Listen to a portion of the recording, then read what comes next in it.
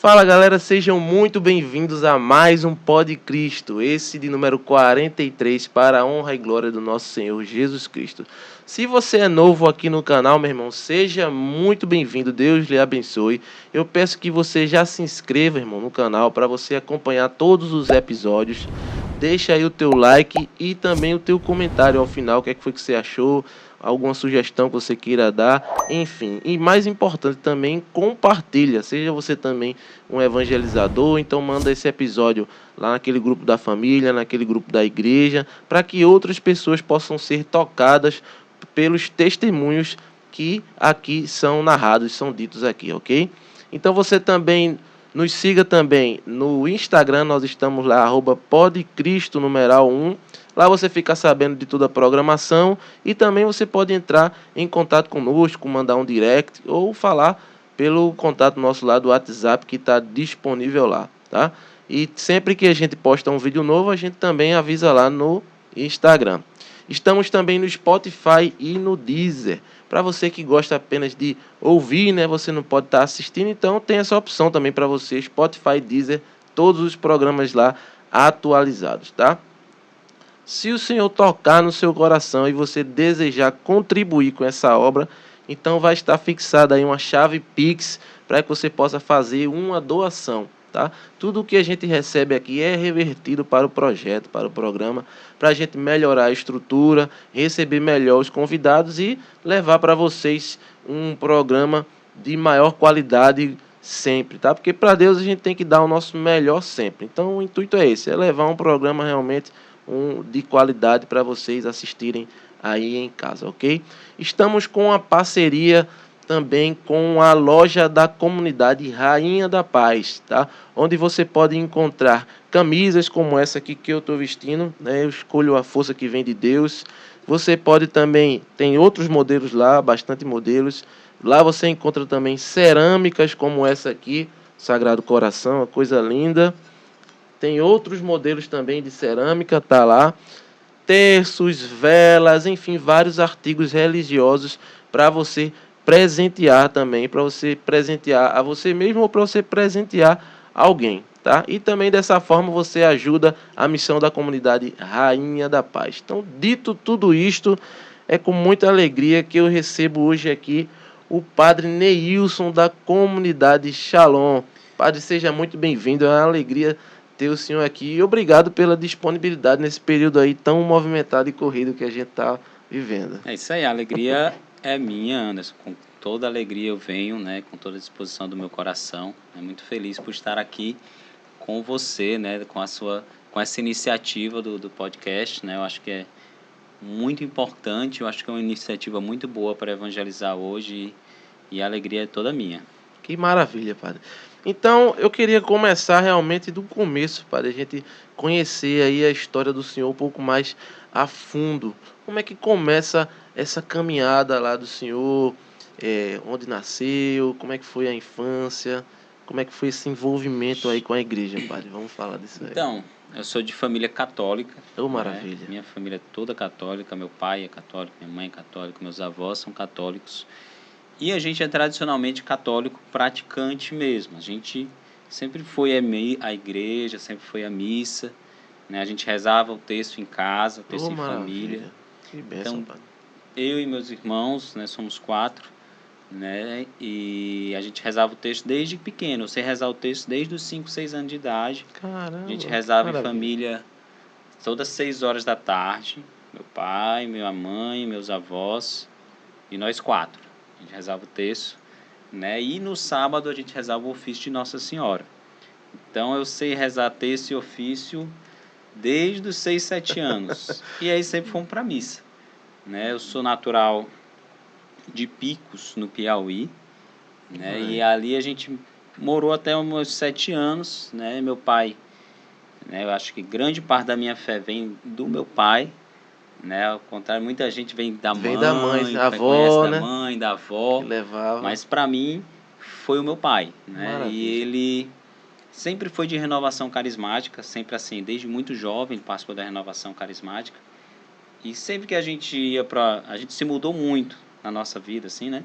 Nasci no Piauí, aí com 7 anos, minha família se mudou para o Tocantins. Eita! Né? A gente foi morar em Porto Nacional, no Tocantins, e lá meu pai começou a participar da renovação carismática. Né? E a gente começou aí, eu e meu irmão mais velho também. Né? Lá era grupo de criança. Né? Eu estava do grupo de criança da renovação, apesar de eu já ter ali... A gente começou, acho que eu tinha 10, 11 anos. Então, a gente sempre esteve na igreja. Era né? um grupinho ali de... Tipo, um grupo da perseverança, né? Mais ou menos uma coisa desse tipo aí. Eu estava no grupo de criança da renovação. O meu irmão, que era mais velho, que já tinha também uma cara assim de adolescente, ele começou a participar do grupo mesmo com o povo, fez seminário de vida no Espírito Santo. Né? Então a gente sempre estava ali envolto na igreja, na renovação carismática. Maravilha. E aí, né, eu estou resumindo aqui, dando um resumão da infância, certo? Resumão da infância. Quando a gente foi, minha família parte de manhã toda cearense, quando a gente foi morar no Ceará, numa cidade chamada Pacajus, isso eu já tinha 12 anos, Adei Marronsalto. Essa mudança era trabalho do pai do senhor? Não. Rapaz, a gente ia tentando a sorte, na verdade. Sabe aquele pessoal que gosta de se aventurar? Entendi. Né? Meu avô tinha um negócio de pré-moldados. Ele disse, não, vamos lá pro Tocantins. Na época o estado ainda ia todo começando. Mundo, era? Ia os todo irmãos, mundo. Mãe, pai, avô e tudo. Ia meu avô. A ideia era do meu avô, né? A ideia de criar uma empresazinha de pré-moldados, né? De construção. Sei. E aí ele foi... E aí meu pai foi junto, né? E aí foi meu avô, minha avó, meu pai, minha mãe e meus irmãos. Mas aí a gente viu que o negócio não foi muito para frente. E aí minha família, por parte de mãe, toda do Ceará. Aí meu pai me achou, disse, vem para cá, aqui a coisa vai dar certo. Aí meu pai foi. Aí chegando no Ceará, chegando na cidade que a gente foi morar, que foi Pacajus, que é a região metropolitana, meu pai perguntou o que é que tinha lá, de renovação carismática, de igreja. Aí lá tinha a comunidade católica Shalom. Né? Ele disse, não, tem o Shalom.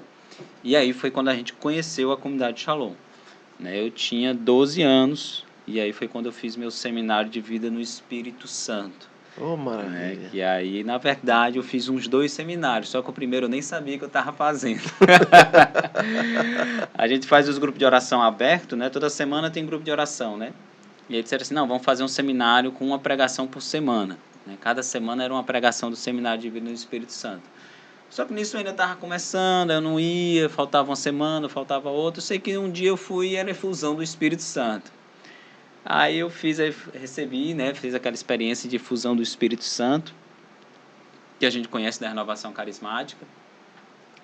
E uns 6 meses depois disseram assim, você quer fazer um seminário de vida no Espírito Santo? Eu disse, eu quero. Eu nunca fiz. Eu vi a refusão, eu vou fazer um seminário agora. Tipo assim, eu não sabia nem o que eu estava fazendo. Mas eu já até orava em línguas, já usava os dons. Apesar de ser jovem ali, ter os 12, 13 anos. Pelo menos orar em línguas eu orava. Mas já louvava, já estava aquele louvor. Sim. E aí eu fui fazer o seminário, que esse eu considero o meu seminário de vida no Espírito Santo. Esse aí eu tenho a data guardada. É 14, 15, 16 de outubro de 99. Dê uma pausa aí, rapidinho, padre. Irmão, desliga por favor esse ventilador. Ou então tu bota ele no mais fraco, por gentileza. Porque o barulho dele fica aqui na gravação. Se quiser botar mais fraco, pode ir. Tá tranquilo? Beleza, eu vou cortar essa parte depois. E aí o senhor fez aí esse seminário que foi o importante assim que o senhor julga. O seminário que eu digo aqui foi minha experiência com Deus. Né? Foi minha primeira experiência, né, assim, marcante, né? Que eu digo assim, aqui é aquela experiência que muda a história, que você prega, que você diz aqui, começa um novo homem realmente, né? Que eu nunca tive uma vida assim de bebida, de saída do mundão, assim, né? Eu sempre estive dentro da igreja. Foi muito regrado, né, padre? Pelo que o senhor fala aí, porque a família toda, né, era... Sim, a família toda é muito católica. Então, tipo assim, eu nunca deixei de ir à missa a um domingo. A gente ia todo domingo, não tinha desculpa, não. A do senhor não era católico de BGE, não. Era católico... Católico valendo mesmo. Tinha que ir pra missa domingo. Porque tem aqueles que só vai nas festivas, né, assim, nas missas, né? A gente ia pra missa todo domingo. Uma de 7º dia, aí vai. Uma de Páscoa. Rezava. E a gente rezou o texto, não parou, assim, né? A gente sempre rezou o texto. Maravilha, pai. Então a gente, tipo... familiar. Totalmente católico ali. Para eu ir pro Shalom, às vezes eu tinha assim, não, vou lá pro centro de evangelização hoje, e tem grupo de oração, ou tem ministério, ou tem não sei o que. Eu disse, Senhor, você pode ir, mas só sai depois que a gente rezar o texto. E a gente tinha que rezar o texto e dizer assim, não, Que mas maravilha. tem reunião. Não, mas só sai depois. O texto em família era Era, né? E sagrado. juntava todo mundo ou era pra gente? Juntava todo mundo. Oh, maravilha. Porque Que meus coisa avós, na bonita. verdade, meus avós moravam com a gente. Então moraram com a gente muito tempo. Aham. Então a gente ali, quando dava 6 horas da tarde, a gente começava a rezar o texto e a gente sabia rezar o texto, sabia Na hora do Ângelos mesmo. contemplar os mistérios, era desse jeito. E aí a gente não saía sem rezar o texto. E a gente tinha que rezar o texto e aprendemos a rezar o texto desde muito uma cedo. pena que eu acho que isso é uma tradição que se perdeu muito nas famílias. Eu acho que não Exato, tem assim, tanto, né? Mas eu sei pela rotina também, pelo ritmo de vida ritmo as de pessoas vida, né? acabam, mas é uma coisa que a família tem que motivar, né? Ali o pai, a mãe, né? Como a gente teve sempre isso, eu acho muito interessante. Eu digo sempre, né, na minha família, eu vejo como meu pai, meu avô, são homens de muita fé, assim, né? Então eles sempre rezaram o texto, sempre estavam juntos. Então existe grande motivação, assim, sempre existiu uma motivação para a gente estar rezando o texto, indo à missa, né? E aí ia para a missa todo mundo junto, né? Teve aquela época que eu ia para a missa à noite, mas ia com meu pai, minha mãe e meus irmãos. Meu avô ia para a missa da manhã, né? Que gostava mais de uma missa da manhã, ia minha avó e meu avô para a missa da manhã. Mas nós íamos para a missa à noite e aí era um banco da igreja, era a nossa família. Meu pai, minha mãe, meus 4 irmãos, a Era um escadinha banco, não assim. era um banco, não Era um ocupava banco um da banco. igreja, porque a gente ocupava o banco quase todo mundo juntinho. Só quando a gente foi virando adolescente é que a gente ia mais pro fundão da igreja, né? Ficava lá no pé da igreja Eita, e aí ficava lá, mas estava participando. Não mas não podia é? sair também, não podia ficar do lado de fora na praça, não, porque meu pai estava de olho. Né? E aí a gente não podia também fugir da missa, né? Então a gente tinha que estar lá participando da missa e prestando atenção, né? Mas o nosso serviço assim de serviço sempre foi dentro do Shalom, do centro de evangelização. Nunca participei assim de uma pastoral, sei lá, da juventude, pastoral litúrgica, Sei. de acólito. Eu nunca nem acolitei antes de entrar na comunidade, né? Então a gente participava, né? A gente estava mais ligado aos ministérios da comunidade, né? O ministério servia. Aí com o tempo eu comecei a servir no ministério da lanchonete, na comunidade, né? Porque a comunidade Shalom, não sei se você sabe, ela começou por uma lanchonete, né? Ela começou por uma Foi? lanchonete Sabia para não. evangelizar. Né? A ideia da fundação da comunidade, né? Quando o fundador da comunidade, Moisés, começou a comunidade, era uma lanchonete para evangelizar os jovens. Né? Caramba, isso em Em Fortaleza. Fortaleza, né? Em 1982 ele criou a lanchonete e a ideia eles alugaram uma casa, né? Que hoje a gente chama de centro de evangelização. Na frente da casa tinha a lanchonete, atrás tinha as salas, capela, tinha grupo de oração. E aí era a forma que eles tinham na época de dizer assim, não, como é que o jovem, para onde é que o jovem vai? Né? Como é que a gente chama um jovem? Às vezes o jovem não quer ir para a igreja. Diz assim, vamos para a igreja, o jovem não vai. Mas vamos para uma lanchonete. E aí foi a forma que eles criaram, né? Em 1982 foi Que uma grande interessante. forma, né? E aí todo o Shalom, todo centro de evangelização tem uma lanchonete. E aí a lanchonete foi o meu primeiro É, né? ministério. É meio que né, É um atrativo, é uma isca, né? Que a gente chama que é uma isca para o Não, é assim, jovem. e faz referência ao início, né, Ao também da início, comunidade, né? É meio sim, que uma sim. tradição, eu É uma diria, né? tradição. Até hoje todo centro de evangelização Tem tem uma uma lanchonete lanchonete. Tem uma lanchonete. aberta lá para quem Para quem quiser. quiser ir. Quem quiser ir, tá lá a lanchonete. E é uma forma de evangelizar, E com como é que certeza. eu fiquei curioso agora, padre, para saber como é que é feita essa abordagem aí na lanchonete? Então, Essa evangelização, como é que acontece? sempre que você acaba conhecendo quem é da obra, quem não é, quem participa dos grupos de oração. E sempre que chega uma pessoa diferente, aí você chega e evangeliza. Você para, começa a conversar. Entendi. Na época, quando eles começaram mesmo, cada sanduíche ou cada lanche tinha um nome bíblico. Hesed, sei lá. O nome do O nome do lanche. sanduíche já era uma coisa diferente. A pessoa chegava, a pessoa olhava, perguntava o que era isso, eles falavam, começavam a evangelizar, né? O Kairos é a graça de Deus. que quer derramar sobre sua vida, que você veio aqui hoje, vai receber uma graça. Tinha que ser criativo para evangelizar. Gostei. Né? Já na minha época tinha os sanduíches, já no Shalom, já em 90, isso já em Pacajus, né, 2001, já não tinha tanto esses nomes bíblicos, mas mesmo assim a gente evangelizava, a gente sempre deixava uma bibliazinha, tinha uma bibliazinha em cima de cada mesa, uma bibliazinha pastoral, umas quadradinhas assim, pequenininha, tinha uma bíblia em cima da mesa, aí a pessoa já via que era um local diferente, né, porque tinha uma lanchonete com uma bíblia em cima da mesa, Acho né? que muita gente pensava que era evangélico, né? A lanchonete. Às vezes o pessoal, mas quando via É, que era bibliazinha pastoral, o povo já conhecia que era católico, sei. mas a gente encontrava uma forma de evangelizar, né, de convidar a Entendi. Aí já pessoa, convidava, né? convidava e dizia, ó, a gente tem uma capela aqui no fundo, se você quiser vir rezar, Que pode vir rezar, maravilha. né? Acredito eu que muitas vidas foram resgatadas aí, muita gente foi, né? Por Foi essa resgatada dessa forma simples, né? dessa forma aí de evangelizar. Diferente, eu diria assim. Nunca ouvi falar de nada parecido. Foi a inspiração que Deus deu, né? E aí foi como começou a comunidade, né? Depois é que foram vindo os jovens, os pais dos jovens, como a gente gosta de dizer, né? Começou com os jovens a evangelização, né? E os jovens é uma primazia do Shalom, que a gente diz, é um dos preferidos assim do Shalom, é a evangelização dos jovens, né? E aí é com quem a gente tem muito trabalho, né, com os jovens. E aí no Shalom, né, foi quando eu fui tendo a minha experiência com Deus, fui amadurecendo, comecei a servir na lanchonete. Foi bem depois é que eu comecei a participar de outro ministério, que eu comecei a participar da evangelização, e eu começava a participar mais devagarzinho, assim, ajudava, tinha um irmão que tinha um texto lá na frente do Shalom, na praça, também, eu dava uma ajudadazinha. Mas eu gostava da lanchonete. Na lanchonete eu aprendi a fazer coxinha, a fazer sanduíche, a fazer pão. E A gente paralelo a isso, padre, o senhor ia fazendo ali de repente, não sei, vocacional, alguma formação em Pronto. conjunto com isso, não? Como foi que eu me senti chamado mesmo a, tipo assim, vou consagrar a minha vida, né? Porque você pode participar ali do grupo de oração.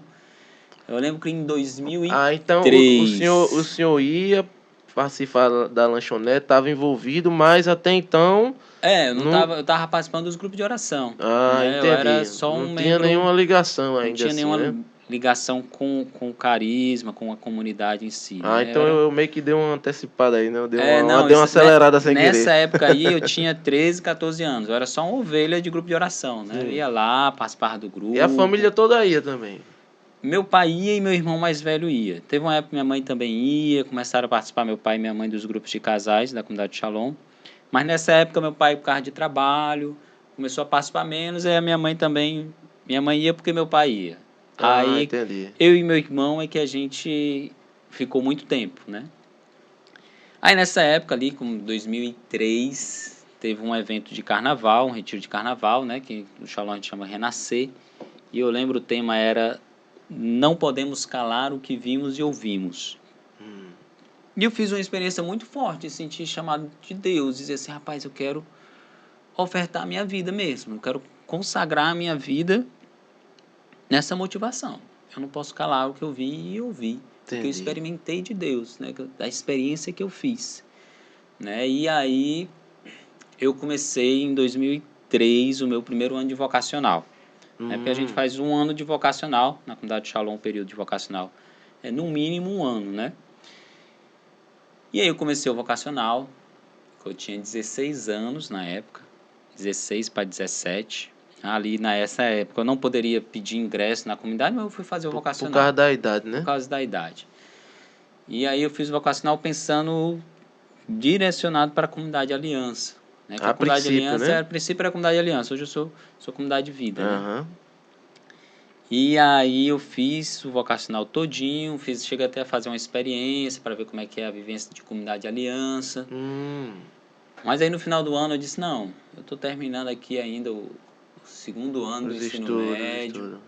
não tem necessidade de eu escrever essa carta agora, pedir ingresso, essa vivência de vida consagrada é muito puxada. Não fiz. Aí eu fui para o segundo ano de vocacional. Eu Segundo disse, ano. eu vou como comunidade Aliança, mesma coisa, né? Achando, acreditando que eu era chamado da comunidade Aliança. Estava no terceiro ano do ensino médio, estudando para fazer vestibular. O senhor queria fazer o quê? Eu prestei vestibular para engenharia química, né? É mesmo, velho. Minha prima é formada em engenharia Engenharia química. química. Trabalha em usina de cana-de-açúcar. Eu nem pensei assim. Eu fui pesquisar, né? Na época, o vestibular da Universidade Federal do Ceará era bem concorrido, bem difícil. Eu queria fazer uma engenharia, ou civil. Eu peguei a civil, eu olhei assim as médias, a concorrência. Aí eu disse, O rapaz, senhor foi por aí, né? Pela eu pela comecei a- chance de conseguir. eu comecei a não sentir firmeza que eu ia dar certo. Eu disse, não, vou engenharia química, a concorrência é menor, vai dar certo. E nisso eu fiz o vestibular, mas eu era péssimo. A primeira fase é aquela época que o vestibular, tinha vestibular. Hoje em dia a galera faz Enem, né? É, né? Antes era, A minha época, a tua época, a gente tinha que fazer vestibular. era. E aí eu fiz o vestibular, só que eu era bem ruim em história e geografia. Eu detestava história e Eita. geografia. E eu lembro que eu passei, cheguei a passar para a segunda fase, mas na segunda fase eu não passei. Levou corte, foi em história e geografia, não? Não, eu fiz o suficiente para Pra passar. conseguiu, né? Acertar. A primeira fase. Na segunda fase é que eu... Mas, tipo assim, a prova era 8 questões, eu lembro. Então, 8 de história, 8 de geografia, eu eram 6, eu acertei uma. Só o suficiente, tipo assim, não zerou, né? Deu para passar. Mas eu... Acabou que eu não passei, e aí eu fui fazer... Terminei o ensino médio, não passei no vestibular. Mas aí eu comecei a rezar e me inquietar, sabe, com esse negócio. Porque eu acho que eu queria ser comunidade de aliança. Porque eu queria estar na minha família, eu queria ter minhas seguranças, né? Eu não queria, Entendi. tipo assim, ser comunidade de vida é você sair e deixar tudo, né? Deixar tudo e abraçar Ir e ir embora. embora. Né? Aonde mandar eu irei. Aonde mandar eu irei. Quando terminou esse segundo ano de vocacional, aí eu disse, não, eu sou chamado da comunidade de vida. Eu me sinto chamado da comunidade de O vida. senhor discerniu assim. Não, eu percebi que, na verdade, eu estava querendo fugir, né? Tipo assim, eu estava fugindo da comunidade de vida. Mas eu sentia no meu coração que eu era chamado da comunidade de vida. Eu sentia no meu coração que eu queria dar tudo. Dar tudo, tudo, tudo da minha vida. Eu sinto que eu quero dar tudo. Eu disse, eu vou fazer esse terceiro ano de vocacional. Aí eu fui para o terceiro ano de vocacional em 2005, me preparando para a comunidade de vida. Partilhou com a família? Não. Partilhei com meu pai, partilhei com meu avô, com minha avó na época. E aí eu disse, o pessoal começou a dizer, meu pai ficou feliz. Meu pai nessa época já estava na comunidade Aliança. Ele Meu pai conseguiu, fez vocacional comigo. No primeiro ano que eu fiz vocacional, meu pai fez também e ele entrou. Hoje meu pai já é falecido, mas ele entrou no vocacional, então meu pai, se dependesse do meu pai, eu já podia ter ido para a comunidade de vida há muito tempo. Não, vá-se embora. Se eu pudesse, na época, eu lembro que a gente, na comunidade Shalom, a gente podia entrar menor de idade, com 17 anos. E o pai só precisava assinar a carta com você, autorizando que você poderia ir. E aí, na época, mas eu não quis, né? Eu não quis entrar na comunidade, disse, não, vamos fazer um discernimento direitinho. E aí eu fui fazer o meu discernimento direitinho para entrar na comunidade de vida. Então, fiz mais um ano de vocacional. E aí você precisa fazer uma experiência com a comunidade de vida, que a gente chama, né? Você vai em missão. Um mês, né? Um mês. Na minha época era 15 dias. 15 dias. Né? Eu fiquei 18 dias. Né? Eu morava em Pacajus, região metropolitana. Eu fiquei 18 dias em Fortaleza, numa das casas da comunidade Shalom em Fortaleza. Como é que foi, pai, essa experiência? Foi muito boa, na verdade. Eu acabei aprendendo muita coisa que eu não sabia, né? Sobre a comunidade de vida, sobre como é a vivência da comunidade de vida. É porque o senhor pega ali a rotina, né? E eu vou ver... comunidade de vida tem toda uma rotina, né? Hora hora de acordar. De acordar, adoração, rezar, formação, tem tudo, né? Tem todo um ritmo a comunidade de vida. E na comunidade Shalom, né? A comunidade de vida pela manhã tem todo um ritmo de oração. E à tarde é que é o apostolado, que é o serviço. Né? Então a gente... Pela manhã, nossas manhãs são sempre manhãs de oração e silêncio, né? E depois a gente começa a trabalhar o apostolado a partir das 2 horas da tarde. Né? A gente trabalha, normalmente o centro de evangelização da comunidade de Shalom fica aberto de 2 da tarde até 9h30 da noite, 10 horas da noite. Né? Até às 10 horas aqui em Recife a gente está fechando 10 horas da noite o centro de evangelização. Né? Então, a nossa atividade apostólica, né, ela acontece muito ali, tarde, noite. Por isso que dá muito faz com que as pessoas também venham, né? Grupos de oração é na semana à noite, tem gente que trabalha, não consegue vir à tarde. Então, Sim. o apostolado e o serviço é bem esticado, na verdade, né? E aí eu fui fazer minha experiência, né? Ali com meus 18 anos, né? 18 em 2005, eu ia completar 19 anos na época que eu fiz a minha experiência. Fiz minha experiência no bairro de Fátima, né? Lá em Fortaleza. E na época, né? O bairro de Fátima, a paróquia de Fátima, eu lembro que na época eu vi muito como um sinal de Deus, assim, né? Da presença de Nossa Senhora na minha vida. Sim. Né? E da condução dela. Quando eu cheguei, na época a paróquia lá estava comemorando, fazendo seu jubileu de ouro. Né? E a gente foi fazer essa festa da paróquia. Eu disse, aqui é um sinal de Deus. É quantos anos, padre? Eu não sei. 50 anos de paróquia, né? Oh, maravilha. E aí isso em 2005, né? Quando eu fui lá e vivia toda a experiência, né? Vivendo a manhã de silêncio, vivendo a oração pessoal, vivendo tudo aquilo que a gente vai vivendo, a oração pessoal, estudo bíblico, a formação própria dos postulantes, né? Então, eu fui mergulhando no chamado, né? Na vida da comunidade de vida, na vida... E aí eu disse, rapaz, no final do ano, a gente faz um retiro, tem um ano de vocacional, né? Os encontros mensais, a experiência. Nesse mesmo ano, ainda fiz experiência na comunidade Aliança, né? Conhecendo a vivência da célula, mas eu percebi que eu não conseguia. Eu disse, não, eu sou comunidade de vida. Era a vida mesmo. Era a comunidade de vida. E aí, no final do ano, a gente escreve uma carta, né? Faz o pedido oficial de ingresso na comunidade. E aí, o meu pedido foi aceito. Maravilha. Eu fui aceito e aí eu fui morar em Crateús, né? Que é uma cidade do interior do Ceará, né? Uma diocese do interior do Ceará, a 6 horas de Fortaleza. E ali em Crateús, né, meu postulantado, foi quando eu comecei a me sentir chamado ao sacerdócio, porque até aí eu não me sentia chamado ao sacerdócio. Nada para nada, né? Nada. Né? Por como a comunidade de Shalom é uma comunidade mista, né? E tem casais, tem celibatários, tem sacerdotes.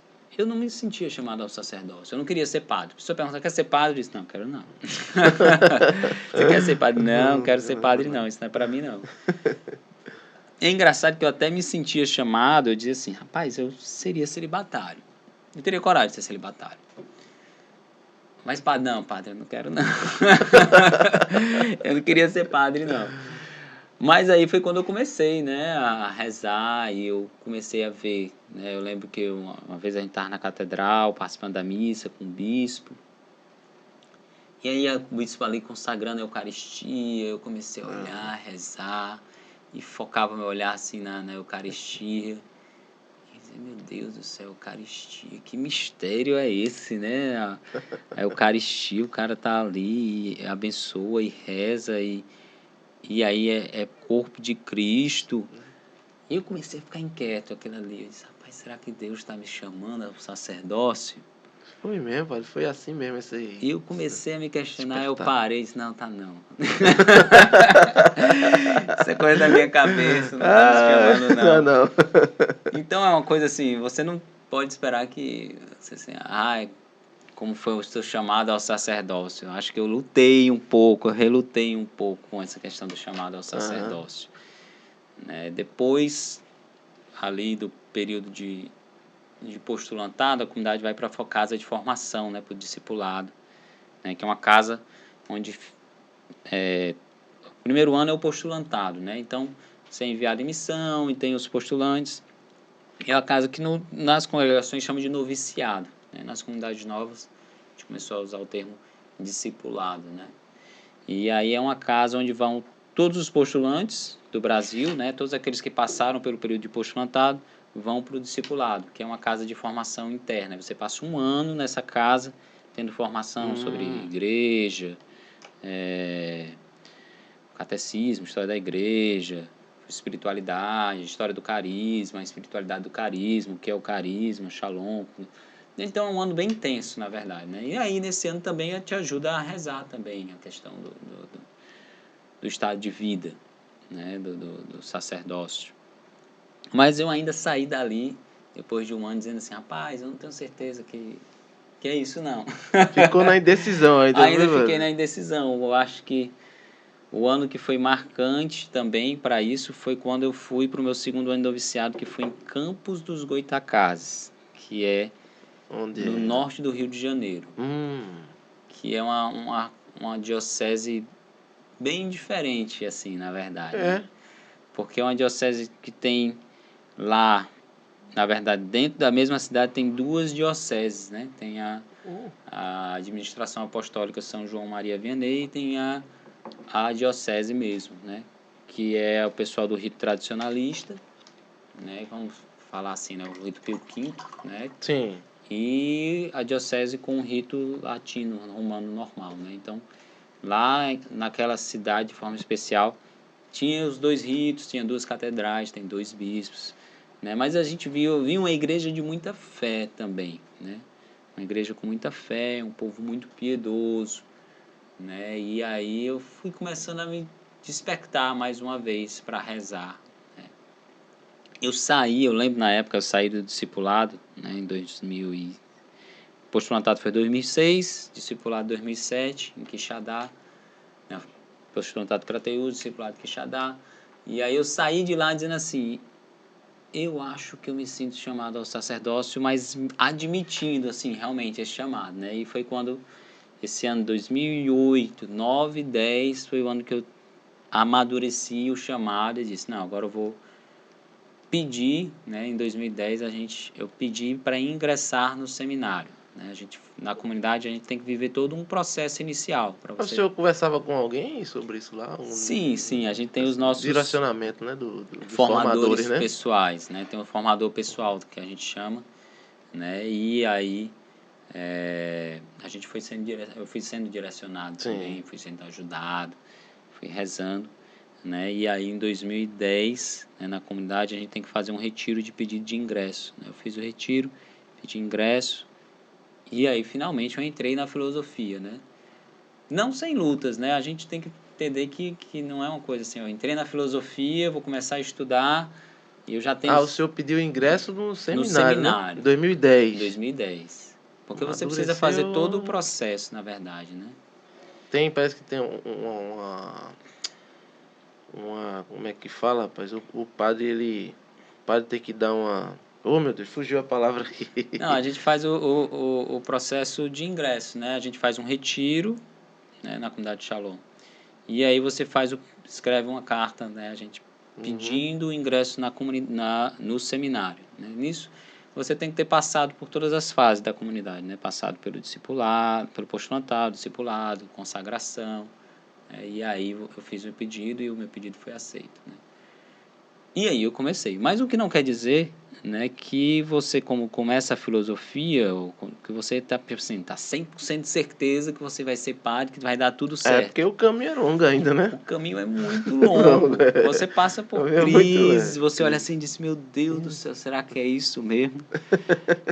Né? Com certeza você se questiona várias vezes ao longo do caminho, né? E essa é a experiência que a gente vai fazendo, né? Na verdade, você questiona a si mesmo, né? Você olha assim, eu não sou digno desse ministério.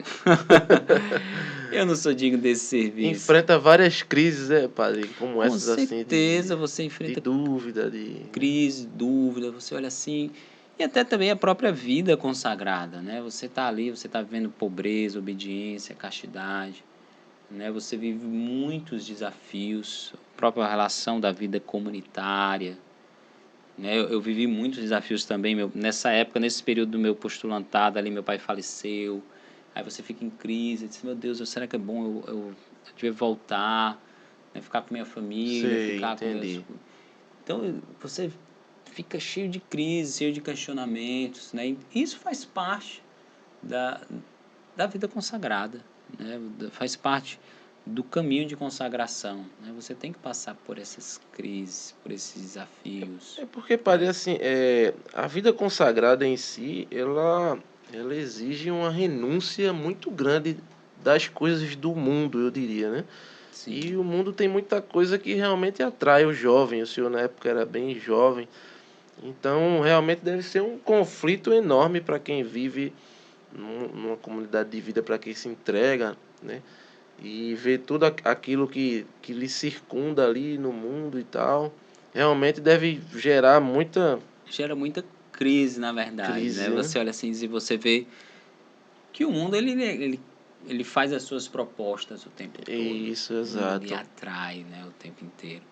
E aí você fica realmente balançado muitas vezes. Você tem que olhar e dizer assim, eu tenho que renovar o meu amor por aquilo que eu escolhi, sabe? Você tem que sempre refazer o percurso, né? Eu digo sempre, hoje eu sou núcleo do vocacional, né? Aqui em Recife, né?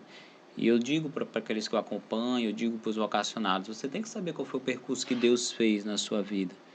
Quais foram as palavras que Deus te deu na sua vida, no seu percurso, né? E uma das coisas que me fortalece, com certeza, é a vida de oração. Quando eu estava em crise, eu disse, Senhor, eu lembro que na época, eu disse, Senhor, sobre o que... Na época, antes de eu entrar no seminário, né? Eu estava rezando um dia e eu disse, Senhor, o que é que tu quer me falar hoje? O que é que tu quer me falar hoje? Eu não queria falar sobre seminário, não queria falar sobre estado de vida. Eu peguei a Bíblia e rezei, aí disse, vou aqui abrir a palavra de Deus, ver o que é que Deus tem para me dizer hoje. Aí eu abri a palavra de Deus. Aí Deus disse, será sacerdote eternamente. Segundo a ordem. Aí disse, não, senhor, vamos mudar de assunto. Mais direto do que isso, eu acho que só se ele descesse assim, vai. Aí eu disse, Senhor, vamos mudar de assunto, né? Eu acho que esse assunto... Eu não tô afim de falar sobre isso agora. Confirmação. Foi desse jeito. E eu disse, oh, Jesus, vamos... E aí eu disse, tá bom. Né? Aí foi um dos momentos que eu comecei a dar passos, né? Mas é sobre isso, porque você acaba se lembrando das passagens que Deus foi dando. E se você, isso fortalece o seu sim. Quando tiver na crise lá na frente, isso aqui vai fortalecer o meu sim. Eu lembro que uma vez eu estava, Senhor, por que eu não posso casar? Ser pai é tão bom, né? E eu lembro que isso é tão bom, Jesus, ser pai, ter uma esposa. E aí eu fui rezar, né, do mesmo jeito. E aí eu abri a passagem, e aí caiu numa passagem em Jeremias que diz assim, quando entrares naquela terra, diz mais ou menos assim, não case-se com as mulheres daquela terra, pois seus filhos morrerão. Eu disse, tá bom. Eu disse, tá bom. Meu tá amigo. Bom. Aí eu fechei a palavra de novo. Não precisa nem interpretar muito, já é era muito direto. As passagens que Deus me dava eram muito passagem direta, sabe assim. Aí uma vez eu disse, Senhor, eu quero um versículo. Eu vou olhar só um versículo. Não precisa... Eu quero que o Senhor me diga em um versículo. E aí eu abri em Jó. Jó, eu bati assim o olho e estava Jó. E é uma passagem que Jó ele faz uma promessa. Ele diz assim, Senhor, jamais pus meu olhar sobre uma virgem. Eu disse, Ave Maria. Disse, tá bom. E nesse dia eu tirei e disse, vou sair aqui dessa passagem, vou procurar outra. Né? Eu lembro que eu abri em Jó e bati o olho no versículo, só que eu não li. Aí eu tirei. Né? Eu disse, não, vou tirar. Jó não fala nada de estado de vida. Aí eu disse, não, mas eu vou ler. Aí eu voltei e era essa passagem.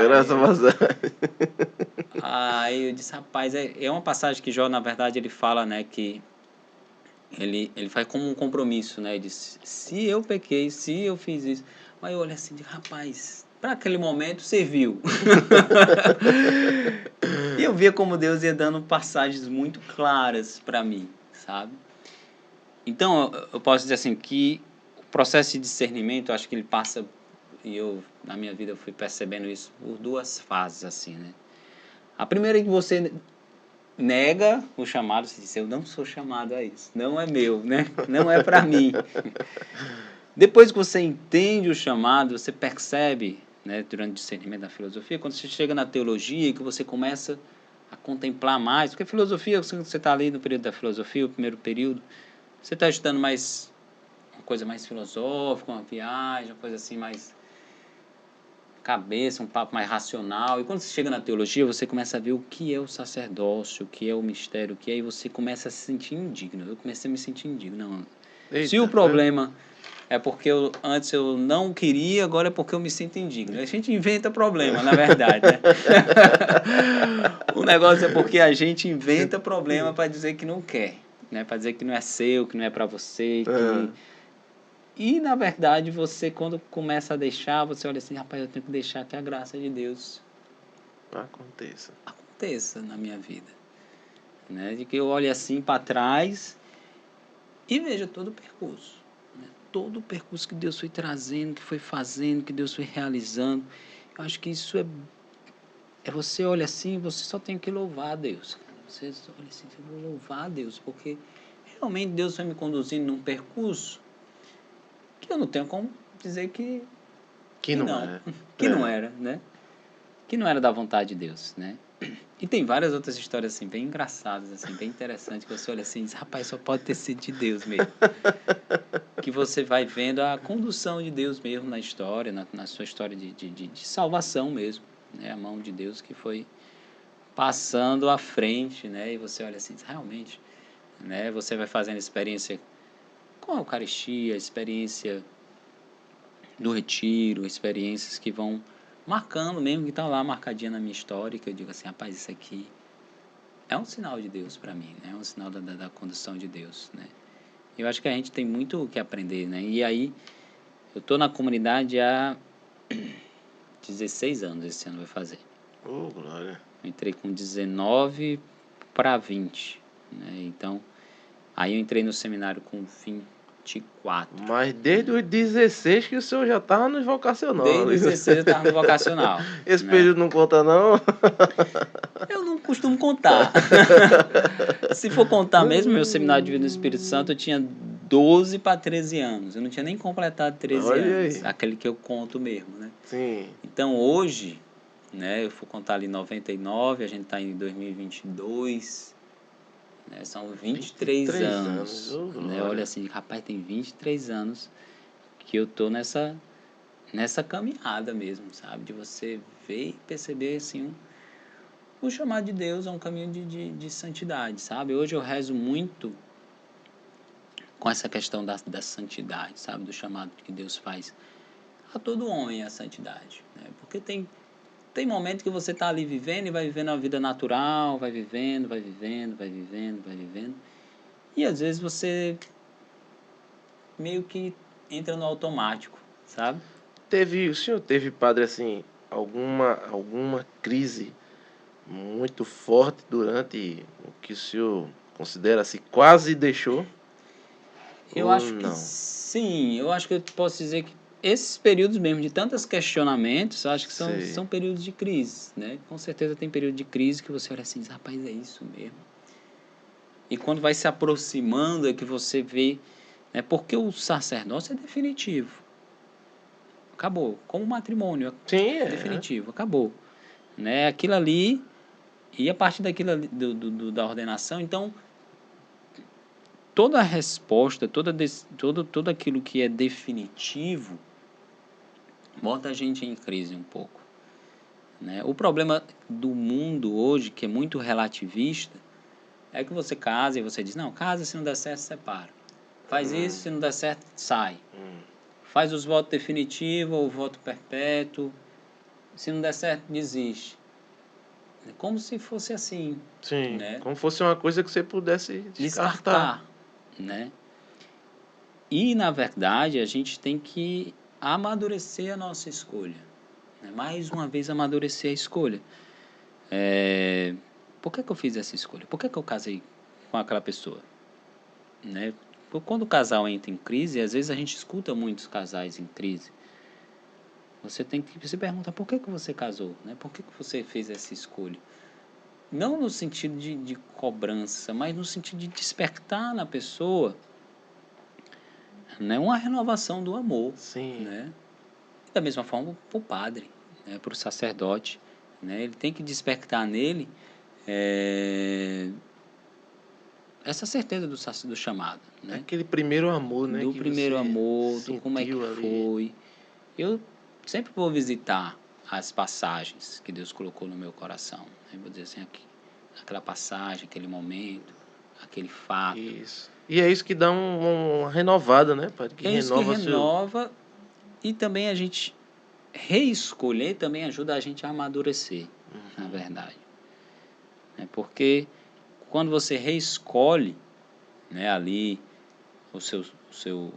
a opção que você fez, você na verdade está amadurecendo. Porque você vai estar constantemente mudando, né? O homem está constantemente mudando. Um casal, por exemplo, eles têm que se reescolherem, né? Quando vai passando as fases da vida, né? Você está aqui, você é jovem, mas depois a pessoa começa a ficar mais velha, a pessoa adoece, né? Essa questão do matrimônio, né? Na saúde, na doença, Sim. na alegria, na riqueza, na pobreza, né? Então, quando vem situações que são situações de maior tensão, você tem que saber reescolher. Você não pode simplesmente largar, dizer assim, não consigo mais, né? E isso te amadurece como pessoa, né? Você olhar assim e dizer assim, não, agora me apaixonei. Ixi, mas você já fez uma escolha como sacerdote ou um homem que se apaixona por outra mulher, né?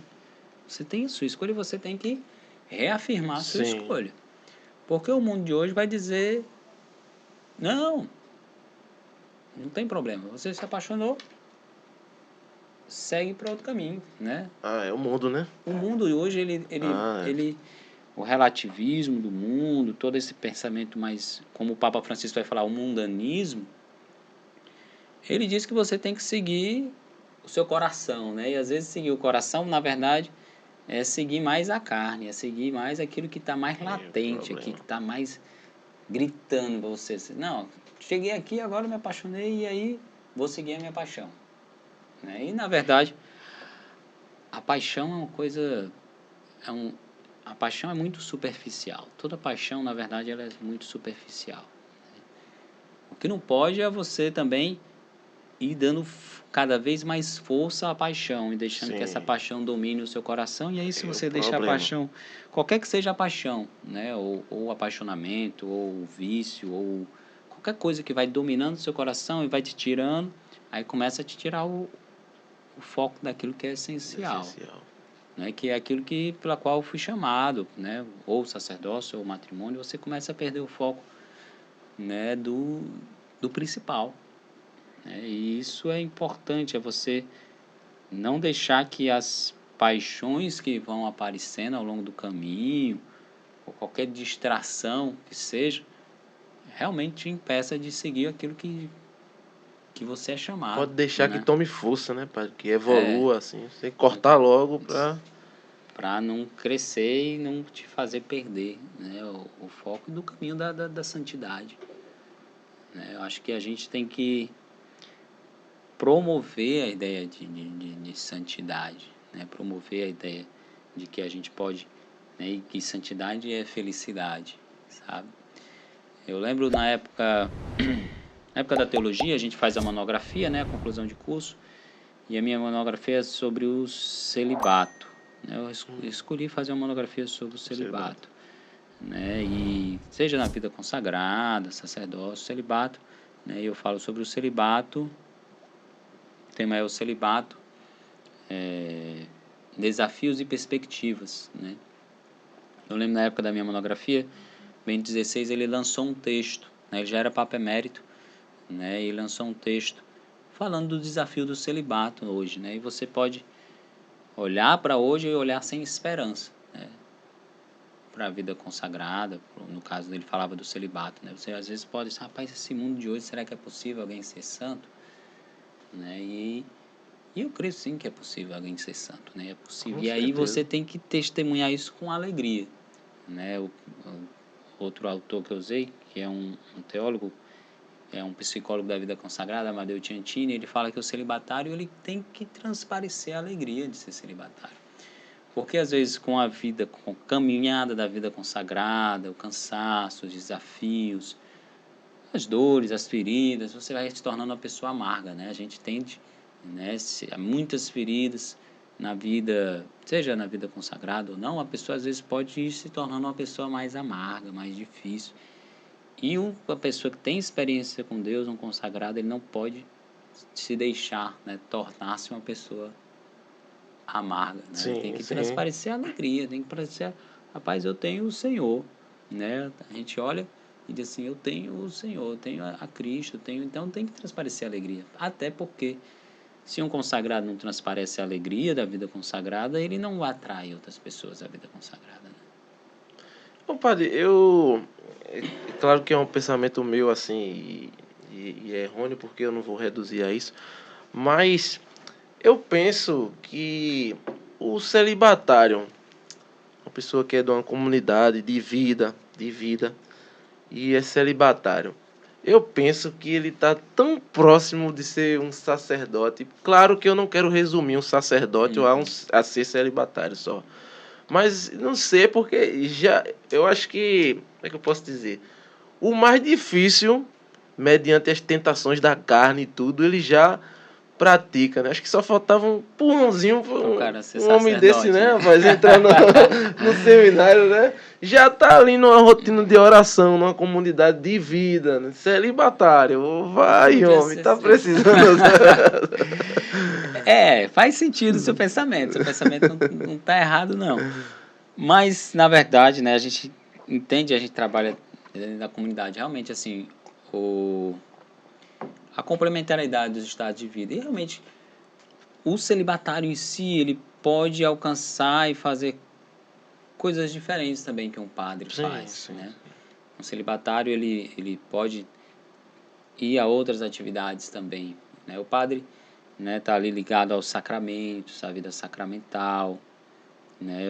São responsabilidades diferentes. São responsabilidades diferentes, né? E também é uma forma de vida muito própria, né? Às vezes uma pessoa pode ser celibatário e não se identificar com a vida do sacerdote, né? O homem, né? No caso, né? De questão da confissão, dos sacramentos, de ministrar os sacramentos, né? Às vezes ele se identifica com essa vida mesmo de partir, né? E eu queria, às vezes, eu queria ser celibatário. Eu queria ser celibatário, né? Mas na comunidade é interessante. Na comunidade Shalom, a gente tem os 3 estados de vida. E sobre o celibato, Moisés ele vai dizer, sobre o sacerdócio, ele vai dizer que o sacerdote ele nasce do meio dos celibatários, né? Não que todo celibatário vai ser sacerdote na comunidade, mas o sacerdote ele nasce do meio do celibato. E aí a gente tem que ter uma compreensão, né? Porque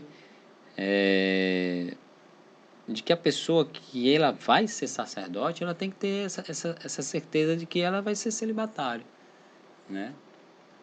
A gente diz que na igreja a compreensão do sacerdócio é que o celibato do sacerdote ele é ministerial, né?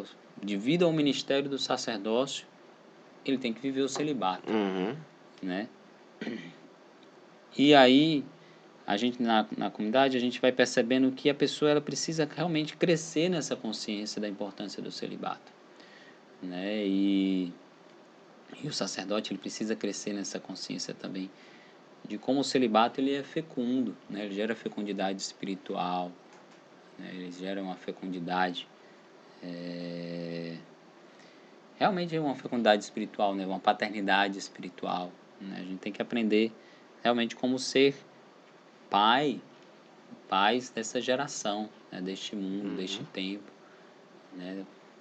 Na comunidade a gente diz, né? Os celibatários são pais e mães deste tempo, né? Que muitas vezes tem gerado filhos órfãos, né? De pais e mães, né? As crianças, os jovens, que muitas vezes não tem mais o referencial do pai, da mãe, né? E aí muitas vezes a gente acaba sendo um referencial mesmo que aponta para Deus, que aponta para o céu, né? Que aponta um caminho de felicidade que às vezes ele não encontra porque ele está perdido no mundo que joga, que bombardeia tantas coisas hoje, né? E aí o celibatário ele precisa ser aquele sinal, né, que aponta para o essencial, né, que é Deus, né, que é a vontade de Deus. Ô padre, onde foi que o senhor fez o seminário? Então, eu estudei em Fortaleza, porque a maioria dos seminaristas da comunidade, eles estudam em Fortaleza, que é a casa-mãe da comunidade, né? Lá está a sede da comunidade Shalom, né? Então, nós todos estudamos na sede sede da mesmo. comunidade. A gente estuda no seminário da Arquidiocese, né? Na faculdade da Arquidiocese de Fortaleza. Sim, né? sim.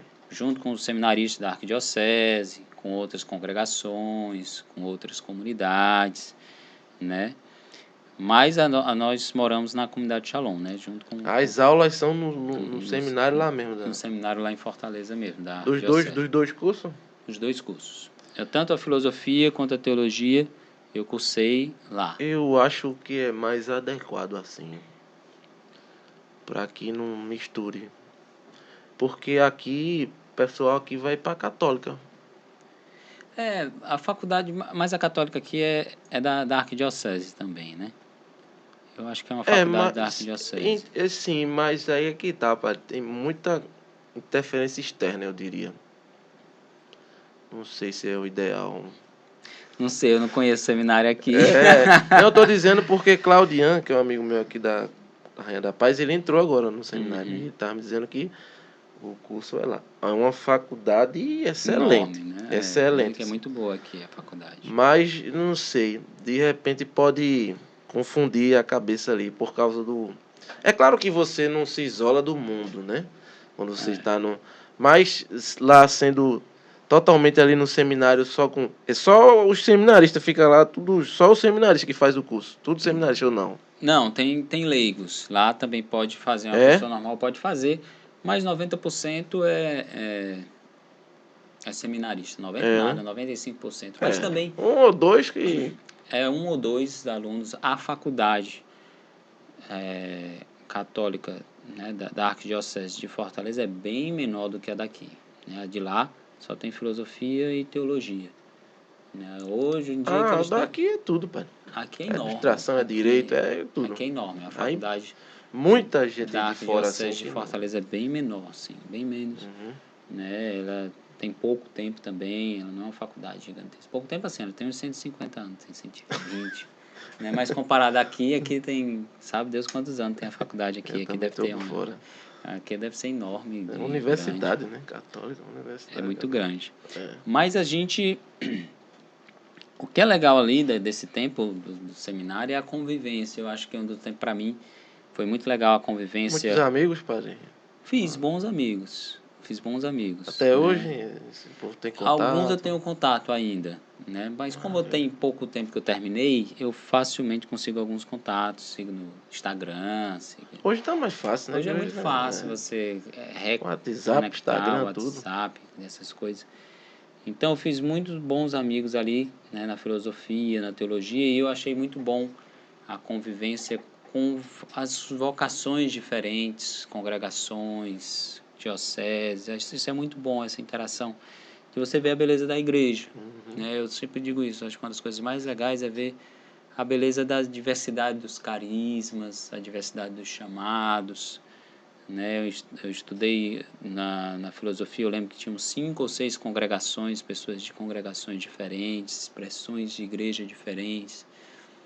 E eu nunca fui de ficar criando rixa, não sei o quê, porque fulano é assim, ciclano é assim. Não, a gente é igreja e a gente, né, todo mundo junto. Eu acho que isso foi muito legal para mim, né? É um testemunho que eu digo que é muito bom do seminário se a gente aprender a conviver assim, né? Entendi. O senhor lembra, padre, tem essa memória, eu acredito que o senhor lembra, né? A primeira missa que o senhor celebrou como padre ordenado. Ah, lembro. Isso foi recente, né? Eu tenho 1 ano e 3 meses de padre, né? 1 ano e 3 meses. Eu celebrei... Não tem como não lembrar, né? E mesmo que não fosse, eu acredito eu que seja uma coisa marcante, né, padre? Como eu morava... Assim que eu me ordenei, eu estava morando no governo geral da comunidade Shalom, né? Que a gente chama que é a diaconia geral.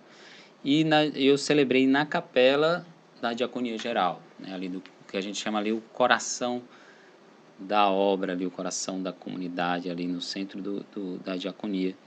Eu celebrei uma missa simples, a minha primeira missa mesmo, assim, porque tem aquela primeira missa solene, né, que a gente marca, chama outras pessoas, etc.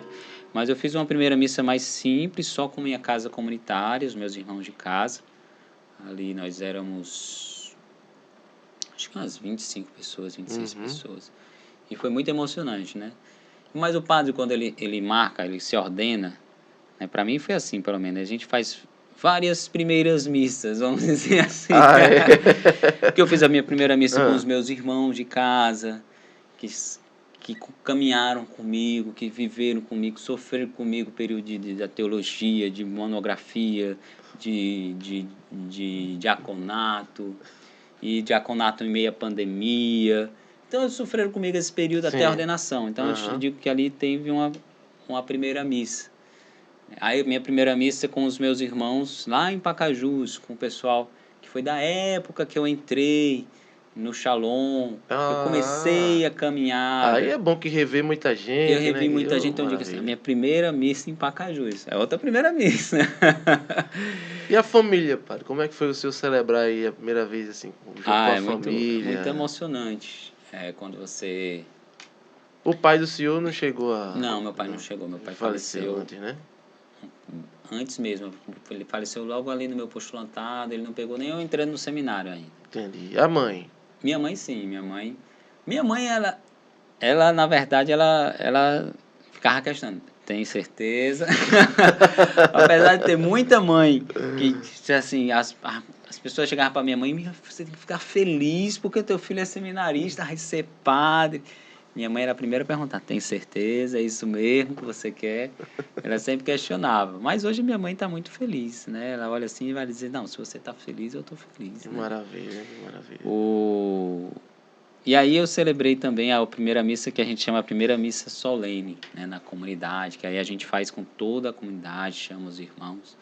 Mas sempre essas missas todas foram em contexto de pandemia, na verdade. Então, sempre foi um É. contexto mais reduzido. Verdade, é. Geralmente, o Shalom da Paz, que é o primeiro centro de evangelização, a gente faz no Shalom da Paz, né, que é o primeiro centro de evangelização do Shalom, né, que a gente chama Shalom da Paz, porque é ali na paróquia Nossa Senhora Rainha da Paz, né? E aí é um centro enorme, né? Caberia 1.000, 2.000 pessoas. A gente fez para 100 pessoas, né? 150 pessoas, eu acho, na época. Foi um grande evento. Mas esse tempo de pandemia teve os seus desafios, né? Mas Mas sempre foi não deixou de ser missa, não mas foi deixou de missa, ser né? É missa, da foi a mesma primeira importância, missa, é foi mesmo. festa. E foi com aqueles que estão mais próximos, né? Eu chamei aquele que estava mais próximo. E eu celebrei, né, do mesmo jeito, né? Esse contexto, na verdade, eu celebrei com muito louvor, com muito amor, né? Vendo que Deus, ele realmente A primeira consagração lhe pareceu. é forte. Você É, olha é. assim e diz, meu Deus, Porque é o tu momento, é o viestes ápice, né? É o aqui, momento né? alto do Porque mistério. quando você consagra, né? Eu lembro que eu logo no diaconato, né? Que o pessoal dizia, abençoa aqui, diácono, água. Eu dizia, gente, essa água tá bem na Eu ficava com a dúvida, rapaz. Se eu duvidar. Eu sempre fui um pouco duro de coração, sabe? Eu Entendi. dizia, Jesus, vamos abençoar aqui essa água. Aí a gente abençoa a água. A primeira vez que eu consagrei, não, é claro que ali você tem fé, né? Eu conheci um padre, né? Que quando a gente está ali celebrando, você sabe que pelas mãos do sacerdote, ali Cristo se faz presente. Sim, Aí eu já sim. fui, eu recebi a unção. Eu sou padre. Cristo vai se fazer presente aqui. Você olha assim, Jesus, tu tá vindo pelas minhas mãos É uma fracas, né? graça Pecadoras. enorme, né, padre? É muito grande assim. É misterioso. Eu acho que aí você ainda olha assim e diz, meu Deus, né? Eu tô consagrando, para mim eu ainda tô consagrando e tô olhando para Jesus e tô assim, ainda maravilhado com Cristo, né? Com a presença de Cristo que se faz presente ali, né? E até eu digo para os irmãos, né? Para o pessoal que se ordenou comigo, a gente às vezes partilha, né? Diz, rapaz, ainda estou me acostumando, né? Estou me acostumando a pessoa me chamar de padre, me chamar de senhor, chamar de... Você passa por um período que é de se acostumar, né? Você olha assim, diz, rapaz, eu sou padre, né? Você não é uma coisa que você olha assim, de repente você entendeu o mistério, né? Você olha assim, eu sou padre, sabe? Você olha assim, Leva um período, né? leva um tempinho para cair a ficha. Não é uma coisa que você olha assim, se ordenou e no outro dia tá normal, né? Uhum. A vivência dos sacramentos, né? O batismo, né? Logo quando eu me ordenei diácono, né? Você foi batizar, eu fiz um batizado, fiz 11 crianças, né? Eu olhei assim, esse menino agora são filhos de Deus, são batizados em nome do Pai, do Filho e do Espírito Santo. Você fica assim, olhando assim, que belo, cara. Agora, né? O padre, né? É aquele que vai te acompanhar no teu caminho de santidade, né? Pelos sacramentos. Os Né? sacramentos, isso. O batismo, a Eucaristia, a confissão, matrimônio, né? E até o fim, a unção dos enfermos. Uhum. Então, se você parar para pensar, o padre é aquele que acompanha o caminho de santidade da pessoa. É verdade, do início ao fim, Do né? início ao fim, do batizado até a morte. Né? Se você viver o sacramento, e eu quando... Ultimamente, né, depois que você se ordena, você vai estudando um pouquinho, né, você estudando os sacramentos, eu fui percebendo, rapaz, os sacramentos, né, eles são nossa força de santificação. Cada sacramento ele te dá uma graça santificante. Né? Toda vez que você se confessa, é renovada a graça santificante, né? A graça de poder ser santo, né? Com todos os dons. Né? Você é restaurado na sua intimidade com Deus. Então, se você se confessa, aí você comunga, aí você você está sendo fortalecido para a santidade. E quem faz esse caminho possível é o sacerdote. O sacerdote ele é aquele que acompanha as pessoas no caminho de santidade. Verdade. Né? E o sacerdote ele também tem a obrigação de ser santo, né? Ele vê a pessoa sendo santa e não consegue. Aí é quando você sente o peso da responsabilidade. Sim, né? sim. Dizer assim, eu tenho que ser santo, gente. Tenho que viver um caminho de santidade. É um exemplo, né? Que o senhor na condição de padre, né? É ali a vitrine, né? É o primeiro que a pessoa vai olhar e vai Isso, ver, né? Mas tem um peso assim sobre você. Você olha assim e diz, rapaz, eu preciso ser santo. E a igreja dá todos os instrumentos para o sacerdote ser santo.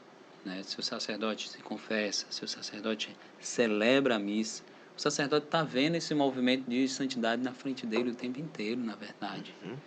Né?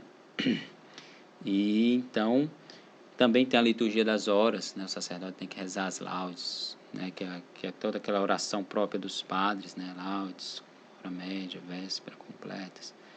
Então, o sacerdote ele tem instrumentos que vão lhe auxiliar na santidade e ele tem que ser esse dispensador, né, dos sacramentos, aquele que também comunica os sacramentos e que auxilia o povo a ser santo. Né? O sacerdote é aquele que vai caminhar e vai auxiliar. E aí eu tenho que pedir muito a Deus a graça, né? Eu tenho pedido muito a Deus a graça, né, de renovar sempre, né, os sacramentos, renovar sempre a graça da santidade, né, no meu coração, né, e isso tem que ser renovado sempre na nossa vida, né, tem que ser renovado.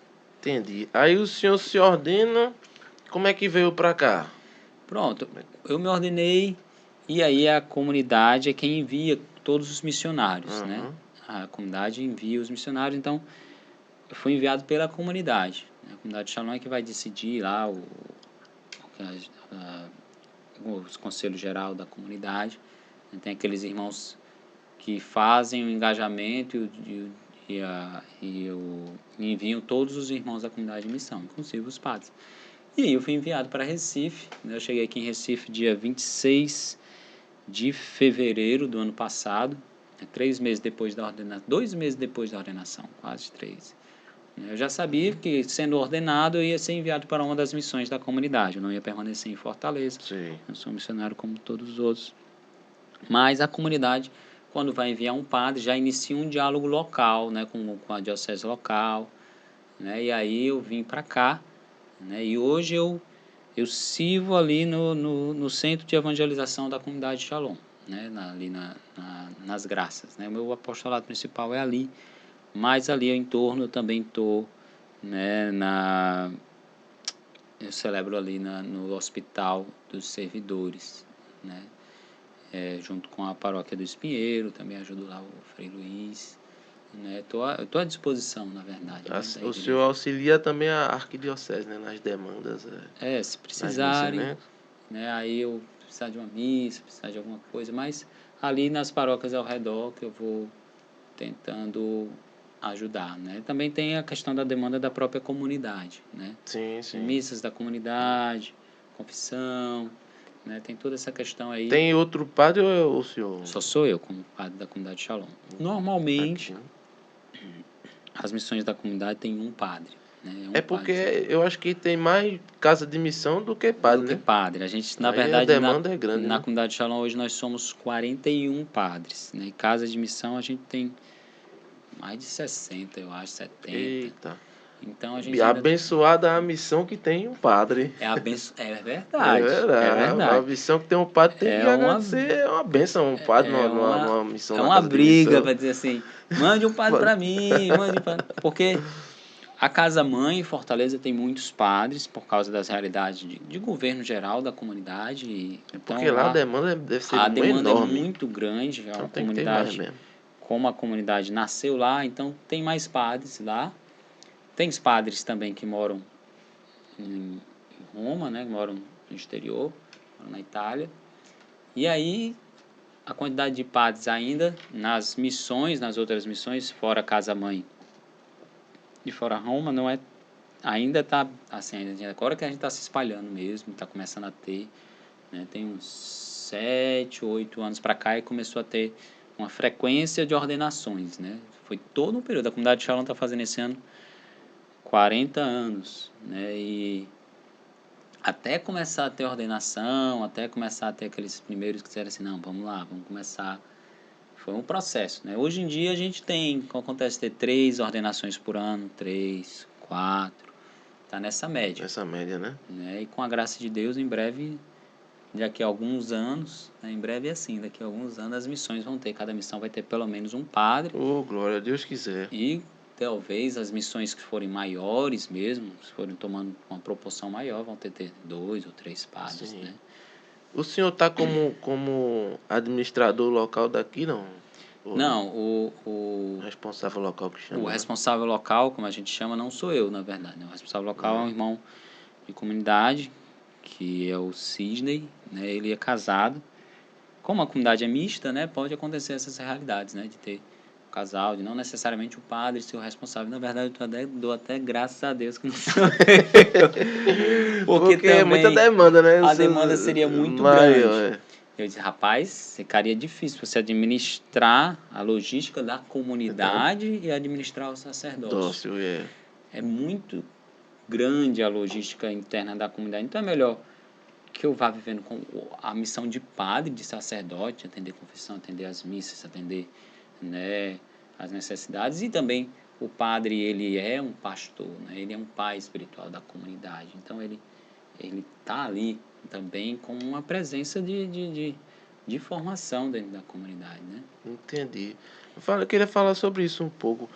Atualmente, padre, as atribuições, quais são as atribuições do senhor hoje como padre da comunidade? Logicamente, normalmente as missas e confissões, mas tem mais alguma coisa Pronto. Eu sou parte da equipe que coordena o vocacional. Eu sou núcleo do vocacional, né? Dos vocacionados. Então, eu acompanho vocacionados, né? Faço acompanhamento, processo de discernimento, de ajudar eles a discernir no caminho. Assim como eu fiz o meu vocacional, Sim, né? Hoje eu sim. ajudo outros. Também sou formador pessoal de alguns irmãos da comunidade Aliança, né? E sou formador pessoal de também irmãos da comunidade Vida de outras missões, né? Tipo, porque tem missões que a pessoa não tem uma pessoa que poderia formar ela. Então, eu também sou formador pessoal de seminaristas, né? Isso a gente forma à distância, na verdade. Entendi. Eu sou formador pessoal de um seminarista lá em Fortaleza, né? Vai via vídeo, né? Faz videochamada, ligação. Então, a gente acaba tem formandos, acompanhador vocacional, e hoje também estou dentro da formação da casa, né, dos irmãos da comunidade de vida. Sou formador assistente. Quantos de vida lá, padre, tem? Hoje nós somos 25. Caramba, que bênção. 25. Aqui são 25 missionários, é uma quantidade boa, na É, verdade. assim, porque eu falo assim, mas sem saber a demanda de vocês, que deve também ser muita, né? Mas é uma quantidade Considerável, não é? de aliança, mais ou menos quantos você tem, Aqui né? a aliança são 170 pessoas. Ô, glória. Que Também maravilha. eu considero um número até bom, né? Tem missões bem maiores. Fortaleza mesmo, que é a casa mãe, são quase 4 mil membros da comunidade de aliança. É uma comunidade, se você for comparar um de 4 mil com 170, é pouco. Mas para as missões, eu acho que é um número bom, mas a tendência é Também acho. crescer. Né? Como Sim, com Recife é uma certeza. cidade grande, tem para onde a comunidade crescer, se expandir. A gente nunca Tem, para, tem. na verdade. A comunidade de Sim. Shalom, a gente tem essa sensação de que a gente não vai parar, a gente não se cansa, né? A gente não se cansa de dizer assim, não, agora tá bom, a gente tem 170 pessoas, vamos viver só nós. A gente continua trabalhando, continua evangelizando, continua crescendo, continua... Porque a intenção é sempre evangelizar mais, né? Em Fortaleza, a comunidade... Aqui a gente tem um centro de evangelização. Em Fortaleza a gente tem 30 centros de evangelização. Então a intenção é não parar mesmo, né? E continuar crescendo. E aqui a gente tem muito para onde crescer e para onde trabalhar, né? Irradiar, né? Como a gente chama, né? A gente tem o centro de evangelização das graças, mas a gente tem grupos de oração em outros bairros. E aí começa a trabalhar e no futuro talvez abrir outros centros de evangelização para atrair mais pessoas, para evangelizar mais. Sim. Então o nosso movimento é um movimento sempre crescente, na verdade. Vamos falar um pouco, padre, das atividades da missão aqui. O que é que tem aqui da missão, assim, de encontros, calendário de vocacionado? O que é que tem aqui da Shalom aqui em Recife? Para Então, quem nos assiste e de repente desperta o interesse de conhecer, de participar. então a gente Como tem é? grupos de oração Grupo de oração. terça e quinta, né? Aí tem os grupos de Que iniciantes, hora? grupos abertos. Na terça e na quinta eles são à noite, a partir das 7h30 da noite. Certo? No sábado também a gente tem um grupo de jovem, que é um grupo de iniciantes, que a gente chama, abertos a partir das 6 horas da tarde, se eu não me engano. 6 horas da tarde, né? 6 horas da tarde, certo? E aí... Isso tudo é lá na sede, lá no na centro de casa lá. evangelização, Que fica? Fica na rua do Cupim, número 44, nas Graças. Certo, Rua do Cupim, 44 graças. E aí, na sexta-feira, a gente está fazendo a Tarde da Misericórdia, que é com o Padre Neilson. A gente começa às 3 horas da tarde, rezando o texto da Misericórdia. E faz um texto bem motivado, rezando. E depois a gente faz uma adoração, né? A gente reza o texto já na capela, com o Santíssimo. Você está aberto, né? A gente transmite pelo YouTube, mas a nossa intenção... Qual é o canal, padre? É o Shalom Recife. Shalom Recife. Shalom Botar lá, Recife no aparece. YouTube, aparece. Vou colocar na descrição aqui do vídeo. Bota Shalom Recife no YouTube. Aí, toda sexta, a partir das 3 horas da tarde. E aí também está aberto para as pessoas irem. O que a gente quer mais é que as pessoas voltem, né, para o presencial. Sim. A gente vê que precisa desse retorno, né? É uma questão que a gente tem que pensar e retornar ao povo, né? Que o povo ainda está mais distante. Tem que voltar. A gente tem missa todo dia aberta, né? De 6 horas da tarde, de segunda a sexta às 6 horas da tarde. Tudo transmitido pelo YouTube também. E no sábado a missa é 5 horas da tarde. No domingo a gente tem 2 missas, uma às 10 da manhã e outra às 5 da tarde. Atividade tem, né? Atividade tem. E essa semana, de Semana Santa, a gente vai ter o retiro Semana Santa, se bem que isso aqui vai ser... não se bem que já vai dar tempo não, né? Quando for pro ar já passou. Já passou, né? Mas sim, mas aí esse retiro que vai ter agora, é específico da Semana Santa ou ele... É específico da Semana Santa. Da Semana Santa, né? Quando tem atividade, por exemplo, à noite é o lava-pés, né? Na quinta-feira. Na quinta, E aí o retiro é só na... Não, na quinta tem... Não, é na sexta.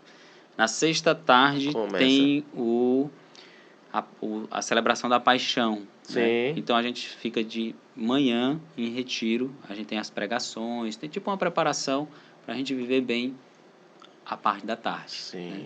No sábado, o retiro é à tarde, porque a vigília pascal é à noite. A gente termina o retiro e vai para a vigília pascal. Sim.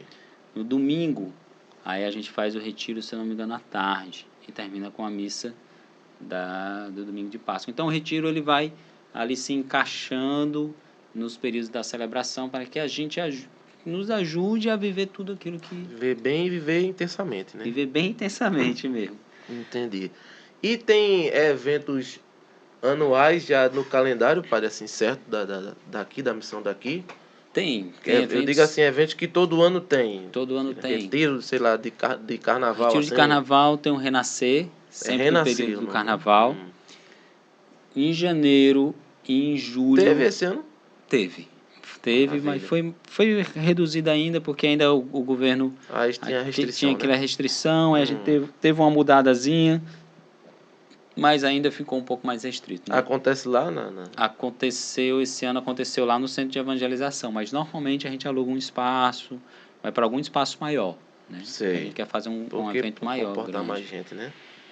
Esse ano, aí todo janeiro e todo julho tem um acampamento de jovens, que a gente chama de Acamps, né? O de julho agora, Olha aí. o Henrique vai confirmar agora a data do acampamento de julho. Tá Acho lembrado, que é irmão, da 14 e 17, né? Parece que 14 e 17 de julho, né? O acampamento de jovens, que a gente chama de Acamps, né? E aí você pode procurar o nosso Já Instagram. tá se inscrevendo? Eu acho que as inscrições vão estar abertas ainda, vão se Vai abrir. abrir, Mas a né? gente já divulgou, já começou a divulgação Já no Instagram? no Instagram da missão. Boa. E tem o Instagram do Projeto Juventude, né? Que é Juventude Recife SH, né? Não é isso, não? SH. Juventude Juventude SH, SH né? Recife, Eu já troquei uma ideia com o pessoal. É isso aí, Juventude SH Recife. Eu confundo a posição do SH, se é Juventude SH Recife SH, SH Recife. Mas é isso aí. 14 a 17 de julho. Tá vendo aí? Olha aí. Ainda bem que eu trouxe minha ajuda. Não, é bom porque esse daí, assim, o programa, se não me falha a memória, dia 30 que vai ao ar, então o pessoal já vai ver e dá tempo de se inscrever, né? Dá tempo de se inscrever. Estamos é em muito abril, bom. em maio, junho, é em julho. É uma experiência Maravilha. fantástica o acampamento de jovens. Você fica assim impressionado como Deus faz. Tem mais coisa, padre? Deixa eu ver o que mais. Não foi tudo? Tarde da Misericórdia, acampamento. E tem outras atividades, na verdade, os seminários. Obra social tem? Tem, a gente tem o projeto Shalom Amigo dos Pobres. Como é isso? Que Conta aí pra a gente distribui cesta básica 2 vezes por mês, né? Às vezes a data fica um pouco... mexe um pouco, Tem que mas acompanhar lá no teoricamente Instagram tem pra que saber, acompanhar né? lá no Instagram, mas normalmente é o 2º e o 4º sábado. Lá na Praça Maciel Sim, Pinheiro. é no centro ali. Ali no centro. Sim. Né? A gente sempre está À ali. noite, é? Pela manhã, no sábado pela manhã. Sábado. Tem famílias, tanto a gente distribui, às vezes, cesta básica para famílias registradas, cadastradas, como também faz uma atividade ali de ação social, né? Distribui uma refeição, às vezes faz ali um corte de cabelo, Sei, essas bacana. coisas assim, né? E também trabalham. evangeliza, com E certeza, também né? Que é evangeliza. o principal. O principal é a evangelização, né? E aí, quem quiser ajudar, padre, nesse, como é que faz assim? Tanto com doação como para trabalhar, para botar mãos à obra. Você pode procurar a gente no Instagram da gente. Tem um Pix lá, alguma coisa tipo, alguém quiser Aí, doar. Tem o Pix, eu não sei se no Instagram tem o Pix, agora de cabeça eu não lembro. Mas aí manda o inbox, né? O pessoal Manda o atende, inbox né? e o pessoal vai atendendo, E vai direciona, conversando, né? vai direcionando. Mas todo dia na missa a gente bota lá o nosso Pix, né, da comunidade, Sim. a gente transmite, se você procurar, a gente encontra assim o Pix, né, da comunidade, né, para você fazer a sua doação, né? Maravilha. Padre, a gente já se aproximando aqui da reta final dessa nossa conversa, vamos para o Ping Pod. Eu não sei se você ouviu do que se trata. Não vi ainda não. Que maravilha, então. Vou beber uma água agora. Beba. Mas é tranquilo. O Ping Pod é um jogo de perguntas e respostas assim, Eu vou lançar aqui os temas e o senhor dá a resposta aí. Não necessariamente a resposta precisa ser curta, se o que o senhor quiser desenvolver, fica à vontade. É também mais uma forma da gente conhecer ainda mais aí o Padre Neilson. Vamos lá, padre? Bora lá. Vamos embora. Santo de devoção. Ixi, eu acho que o mais próximo a mim é Santa Teresa de Ávila. É, né? Entendi. Que eu gosto mais, que eu li mais. Foi, né? Santa Se Teresa e aprofundou na São história. João da Cruz. Apesar de São João da Cruz eu não ter lido muito, mas é um que eu gosto muito de tentar me aproximar mais, de ler mais. Santa Teresa eu já li Entendi. quase tudo, assim, eu gosto muito, né? Também é próprio da espiritualidade da comunidade, né? É baluarte, não? Que é baluarte. É É baluarte. Santa Teresa e São Francisco de Assis. São os Né? dois, esses São os dois baluartes. E aí a gente acaba se aproximando muito de Santa Teresa, né? A gente lê quase todas as obras de Santa Teresa. E São João da Cruz eu tenho assim um desejo de me aprofundar mais, né? Mas é porque a obra dele que eu já li pelo menos umas 2 vezes. A mesma obra. A mesma obra eu já li, que foi o Cânticos Espirituais de São João da Cruz. Eu acho que eu já li umas Tem 2 ou 3 muita vezes. coisa dele, tem muita. Ele tem pelo menos uns 3 ou 4 livros escritos. E poemas, essas coisas assim. Entendi. A obra completa dele é uma obra... As obras dele são bem densas, né? Entendi. Natal ou Páscoa? Páscoa. Páscoa porque também o carisma Shalom, ele é um carisma pascal, né? A nossa experiência do né? carisma. Para nós do Shalom, quando chega Páscoa, quando chega esse período de Quaresma, Páscoa então, né? A passagem fundante do carisma é João 20, 19 a 29, né? Cristo ressuscitado, né? O mistério então, cristológico do não tem como não carisma ser. é o ressuscitado que passou pela cruz e dele traz as suas marcas gloriosas. Então, é Páscoa. Uma graça alcançada, padre. Se eu teria alguma assim. Paz, uma graça alcançada, o sacerdócio. Sacerdócio. Muita confirmação, né? Muita Direta. confirmação, Deus Da que fala, eu palavra. acho que Vou abrir aqui. Pá! chegar ao sacerdócio é uma grande graça alcançada. Maravilha, com certeza. Um testemunho impactante, padre. Teve algum assim, algum encontro? Na minha vida, De alguém assim, que o senhor escutou uma pregação e foi um testemunho que até hoje o senhor lembra? para mim, eu acho que um testemunho muito de vida, muito forte, é o testemunho do Padre Léo, que faleceu da Canção Nova. Eu acho que é um testemunho de vida muito forte. Esse é pesado. Ele é muito forte. Mas para mim, o meu pai é um grande testemunho de vida. Com certeza, né? com certeza. Que é um homem santo, né? Eu considero um homem santo. Né? Então, eu acho que são 2 testemunhos muito bons. São sim. Um padre. O padre, um padre hoje, eu acho que um padre, tem tanto padre. Um que marcou assim a vida do senhor, né? Acho que no seminário teve padres Sim, que, né, o padre, eu acho que o padre formador da comunidade, hoje o responsável pelos padres, o padre Denis, é um padre que me ajudou muito, né? Me ouviu muito Olha aí. E me ajudou muito realmente no meu caminho, né? Padre Denis, ele está lá em Fortaleza, Está lá em Fortaleza. Ele é o responsável dos padres da comunidade. Ele é o responsável pelos padres da comunidade. Entendi, que maravilha. Padre Denis, então. Se ele nos assistir, eu vou mandar para ele assistir. Eita, essa aqui, vamos lá. Uma passagem bíblica. Uma passagem bíblica. Serás inteiramente... Serás sacerdote inteiramente, segundo a ordem do rei Melquisedeque. Mas eu acho que uma passagem bíblica, com certeza, também é a passagem fundante do carisma, João 20, 19 a 29. Sim. Né? É uma passagem que a gente sempre se debruça e sempre reza. Né? Eu acho que é uma passagem forte também. Certo. Eu tenho várias passagens bíblicas, na verdade. Um arrependimento. Tem algum? Um arrependimento? Ixi Maria, um arrependimento é uma coisa muito forte.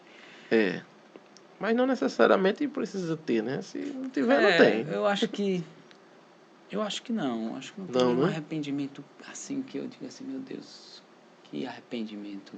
Né? Eu acho que não, nada muito drástico assim que teria mudado o curso da minha vida. Entendi. Algo que o senhor fez e faria de novo.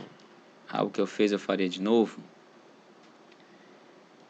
Acho que entrar na comunidade. Eu entraria de novo na comunidade, eu arriscaria de novo. Trilhar o caminho, né? Trilhar todo o caminho com Caminho suas que dores hoje e suas alegrias. levou o senhor a ser padre. Maravilha. Se o senhor tivesse uma habilidade, padre, essa é uma pergunta bem utópica, assim, meio que fora da realidade. Fora da casinha. Totalmente fora, assim, coisa de superpoderes, eu X-Men. diria. Mudar o passado ou prever o futuro? Rapaz, eu acho que partindo do pressuposto de que eu não tenho nenhum arrependimento, eu prefiro prever o futuro. Verdade. Já que não precisa mudar nada, né? Que passou, vamos seguir. Tá certo. Mas mudar o passado, assim, tem coisas do passado que talvez eu quisesse que não tivesse acontecido, mas, tipo, na minha história, né, eu acho que eu não mudaria a minha história no passado. Entendi. Ela trouxe o senhor até aqui, né? Se mudasse, talvez o senhor não estivesse aqui no Pode Cristo hoje. Que coisa. Onde eu estaria, né? Uma viagem que o senhor já fez assim que foi inesquecível. Uma viagem inesquecível? Eu acho que a primeira viagem que eu fiz, assim, que eu achei mais interessante, assim, que foi legal, dentro dessa vida de missão, de ser missionário, a primeira vez que eu fui no Rio de Janeiro. Foi uma viagem interessante, porque é uma coisa tipo assim, eu fui para a Jornada Mundial no Panamá. O Panamá é legal, é um outro país, primeira vez que eu saí do Brasil, papapá. Caramba, o Rio de Janeiro ganhou pro Panamá pra Jornada Mundial. Mas ir pro Rio de Janeiro foi legal, porque o Panamá, ninguém conhece o Panamá. Ninguém sabe, assim, com todo respeito ao Panamá. Sim, claro. Tomara que nenhum panamenho me assista. Mas o Rio de Janeiro foi interessante, porque eu morava em Campos dos Goytacazes, no norte do Rio. E aí eu fui pro Rio para fazer um retiro. E aí você vai começando a chegar no Rio, você olha assim, cara, isso aqui eu vi na TV. Todas essas coisas. Sim, Acho que quem nunca foi no Rio de Janeiro, quando você começa a entrar, assim, o Cristo Redentor, visitou Pão de o Cristo lá? Açúcar. Eu fui na época da jornada. A primeira vez que eu fui, eu passei uns dias lá, foram 10 dias nublado. O Cristo não apareceu. Eita, poxa. Foi meu, mano. E aí eu fui, ele apareceu, eu lembro que eu fui, ele apareceu já no último dia, mas era sabe aquele nublado assim que não vê nada? Eu disse, caraca, não quis aparecer pra mim. Mas foi uma experiência legal visitar o Cristo. Você passa assim aquela ponte em Niterói, que é 12 quilômetros de ponte, você olha assim, ponte grande. Eu acho que é uma viagem legal, foi essa daí. Certo. Uma que o senhor gostaria de fazer? Eu acho que eu gostaria de ir a Roma, com toda certeza. Eu acho que é uma viagem que eu faria, com certeza, que eu estou rezando para fazer. Eu acho que essa é a resposta de 99% dos padres. Dos padres, Vamos a Roma. Maravilha. Um filme, padre. Um filme? Pode ser secular. Pode ser secular. Qualquer Vixe, filme, você vai se surpreender. Cara, eu sou de uma geração que os filmes bons estão ali nos anos 90, filme de ação. Isso. Então eu gosto de filme de ação. Muita sessão da tarde, padre? Muita sessão da tarde. Eu gosto de... Eu sempre digo isso, Exterminador do Futuro 2. Um clássico, né? Eu acho que eu assisti Exterminador do Futuro umas 10 vezes, porque meu pai tinha o VHS, né? Nós somos do tempo do VHS. Com certeza. Aí, meu amigo, era direto. O 1 era mais difícil. O 1 eu assisti um dia desse aqui, já depois de muitos anos. Eu fui assistir 1 depois. Também. Porque 1 é lá da década de 80. Não pegou, a gente não pegou a gente. É 92, 93, Isso. A gente pegou o 2. Clássico assim. demais. Então, os efeitos na época, né? Tudo, uma super produção, né? Pra mim ali, o Exterminador do Futuro, Jurassic Park. Sim, também. Aquilo ali marcou pra caramba. Marcou. Depois Matrix. Aí depois, pra você encontrar o primeiro Matrix, né? Pra você encontrar outro filme bom. Você assistiu o último agora que saiu? Assisti. Que decepção. Rapaz, que decepção. Se a gente for falar de filme, dá outro podcast que eu gosto, tá vendo? Eu gosto também, Tô precisando atualizar meu catálogo. Meu pai é cinéfilo, assim... acho que todo dia ele vê filme, eu acho, meu pai. Mais um filme de santo, pra não deixar... Certo. São Felipe Neri. Já fica aí a Muito dica, né? São Felipe bom. Neri, é? São Felipe Neri. Eu chorei vendo São Felipe. É um filme muito simples, mas me fez chorar. Eu nem sou de chorar em filme, mas é um filme Rapaz, muito belo. Eu sou chorão. São Felipe Neri, né? Será São que acha Felipe algum Neri. streaming?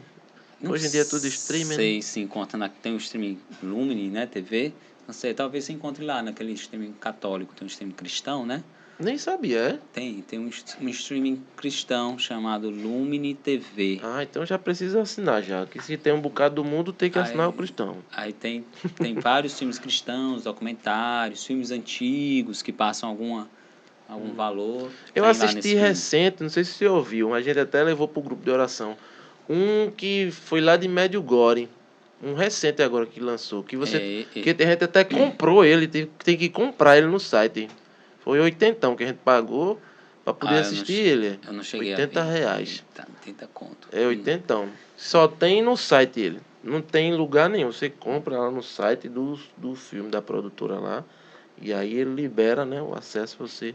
Eu não me lembro agora o nome. Mas é interessante. Não, eu acho que eu ouvi falar, mas não cheguei a assistir ainda não. Uma série. A série? Eita, série. Série eu já não sou tão fã. Né? Porque também não tenho tanto tempo pra assistir série. Ver, né? Série demanda tempo. Parar, e série tem que parar, ficar parando e assistindo. Mas, ultimamente, não sei se você ouviu falar da série The Chosen. Ouvi que tem que baixar o aplicativo. Tem que baixar o aplicativo, a série católica. Cristo, né? Eu tenho que assistir essa série. Cristã, né? A católica cristã é muito boa. Eu assisti consegui assistir a primeira temporada. Eu baixei o aplicativo, inclusive estou com o aplicativo baixado agora. Mas eu assisti a primeira temporada, levei bem uns 6 meses para assistir a primeira temporada. Fazia tempo, né, velho? Não tem. E eu não sou assim de série, mas a segunda temporada já tá disponível a segunda? A primeira episódio. Tá. Na época, isso já tá desde o ano passado, a segunda temporada. The Chosen. Tenho que baixar para assistir. Tem que baixar para assistir, é muito boa. Eles se permitem, né, um pouco de criatividade, não tá ali literal a Bíblia, mas... Sei. Nos diálogos, né? Porque tem que ter um pouco de criatividade, né? Porque a Bíblia é mais resumida ali, né? Então, muito resumida. Ele é bem criativo, vou dizer logo assim, ele é bem criativo, né? E aí... A linguagem eu acho que é um pouco diferente. A linguagem é diferente, mas é legal. Eu gostei da criatividade, do que ele se permitiu fazer ali. O senhor, diretor, na condição de padre e que formou em teólogo, tem algumas coisas muito absurdas, não? Ou é bem fundamentada, tá bem?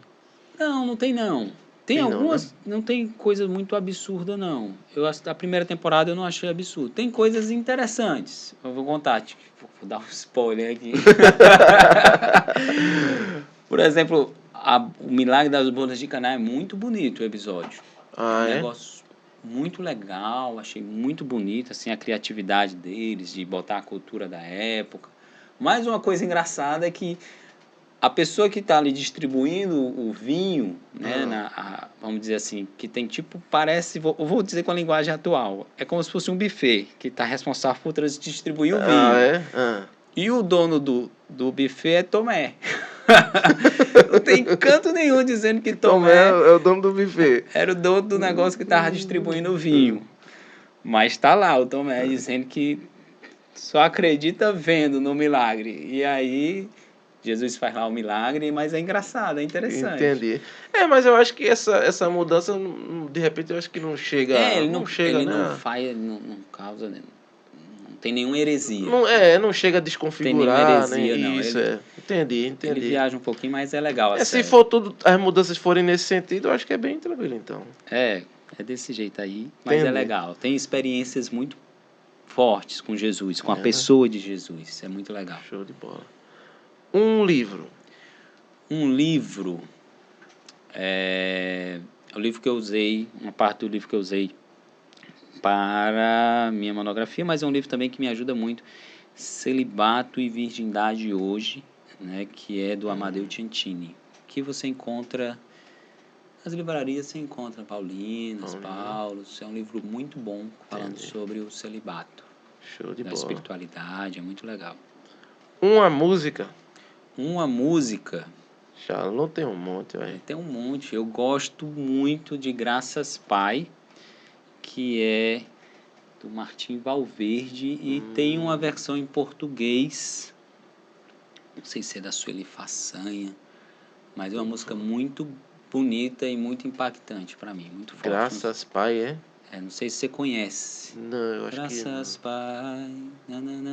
A música tem uma letra enorme, eu sou péssimo em letra de música. A música é bonita, mas não pergunte a letra, não. Não, pelo nome assim eu não me recordo. Vale a pena pesquisar e escutar, né? Porque é uma música muito bela, a letra da música é muito bela. Graças, Pai, por amar-me numa cruz, pelo amor tão perfeito, né? E é linda a música, é linda. Entendi. Vale Fica a pena aí escutar. a dica. Vamos pegando aí as dicas de livro, de filme, de série. Aí. Se amanhã fosse o último dia, Pai do Senhor. Vixe Maria. Eu ia me confessar, tenho que me confessar porque... É importante. Não, tem o santo, né, que fala que, né, são... Quem é o santo? É aquele santo que é amigo de Dom Bosco, né, que perguntam para ele, fazem justamente essa pergunta, né? Se fosse o seu último dia hoje, parece que ele estava jogando bola e perguntaram, se hoje fosse o último dia, se Jesus voltasse agora, o que é que você ia fazer? Ele disse, eu continuaria jogando bola. Porque isso aí tá tranquilo, Tá né? tranquilo. Eu acho que se amanhã fosse o último dia, né, eu realmente voltaria para o Senhor e dizer, Senhor, eis-me aqui, deixai agora vosso servo em paz, como a gente reza sempre. Entendi. Um artista ou banda, Pai? Tem algum assim que o senhor... Um artista ou uma banda? Ou pode ser os dois, um artista e uma banda. Eu O senhor gosto gosta assim? muito do Valmir Alencar. Católico, eu gosto muito do Valmir. Um monstro, eu diria, um dinossauro da nossa igreja, né? Ele Com várias realmente composições belíssimas de sucesso. tem composições fantásticas, assim, que marcaram a história de todo mundo na Com igreja. certeza. Vida é luz e adoração em vida também. Totalmente. Isso aí. Isso é da época do Vida Reluz. Um irmão. Um irmão... Pode ser um irmão de sangue ou um amigo que o senhor considera assim um irmão. A gente sempre tem aquele amigo mais próximo, irmão, aquele amigo irmão. Vixe Maria. Essa é a pergunta que arruma intriga, viu? Essa que o senhor diz um e o outro fica com ciúme. Porque irmão, eu tenho 3 irmãos, né? São tudo homens. De sangue, né? Irmão de sangue. É irmão de comunidade... Deve ter um bocado. Um monte. Não sei nem dizer quantos são. Então é muito difícil você falar um irmão, né? Eu acho que tem irmãos muito caros para mim, da comunidade, né? Eu poderia citar vários nomes também, né? E irmãos também que já não estão mais na comunidade, né? Que são muito preciosos. E eu acho que são irmãos que me ajudaram no caminho de santidade. Hoje tem meu formador pessoal também. Eu acho que Paulo Vitor, que é o irmão que entrou no seminário comigo, hoje não está mais, né, mas não chegou no final. Entendi. Mas eu tenho irmãos muito caros, né, no meu coração e que eu intercedo, né? Eu acho que o mais importante é ver que a vida comunitária ela nos vai nos dando irmãos realmente, né, que nos ajudam a trilhar o nosso caminho de santidade, né? Isso é muito importante, né? Hoje, com certeza. O padre Roberto, que se ordenou comigo e que hoje mora em Aracaju, também é um grande irmão que eu partilho. Tem um irmão da Comunidade Aliança também que eu partilho muito, mas eu estou devendo, que ele é irmão que quando eu fui missionário em Senhor do Bonfim, na Bahia, eu nem falei todas as missões por onde eu andei, mas eu fui missionário em Senhor do Bonfim, na Bahia, e tem um irmão da Comunidade Aliança lá que foi muito importante para mim e que hoje ele é da Aliança, ele mora em São Paulo, em Guarulhos, né? O Ivan, ele é muito importante, um irmão muito bom. Um abraço aí se Ivan nos assistir.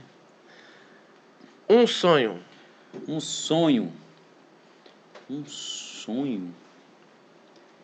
Rapaz, eu acho que um sonho, um plano de vida, uma meta de vida, eu acho que é cada dia mais realmente crescer, né, no serviço, naquilo que me é confiado, sabe?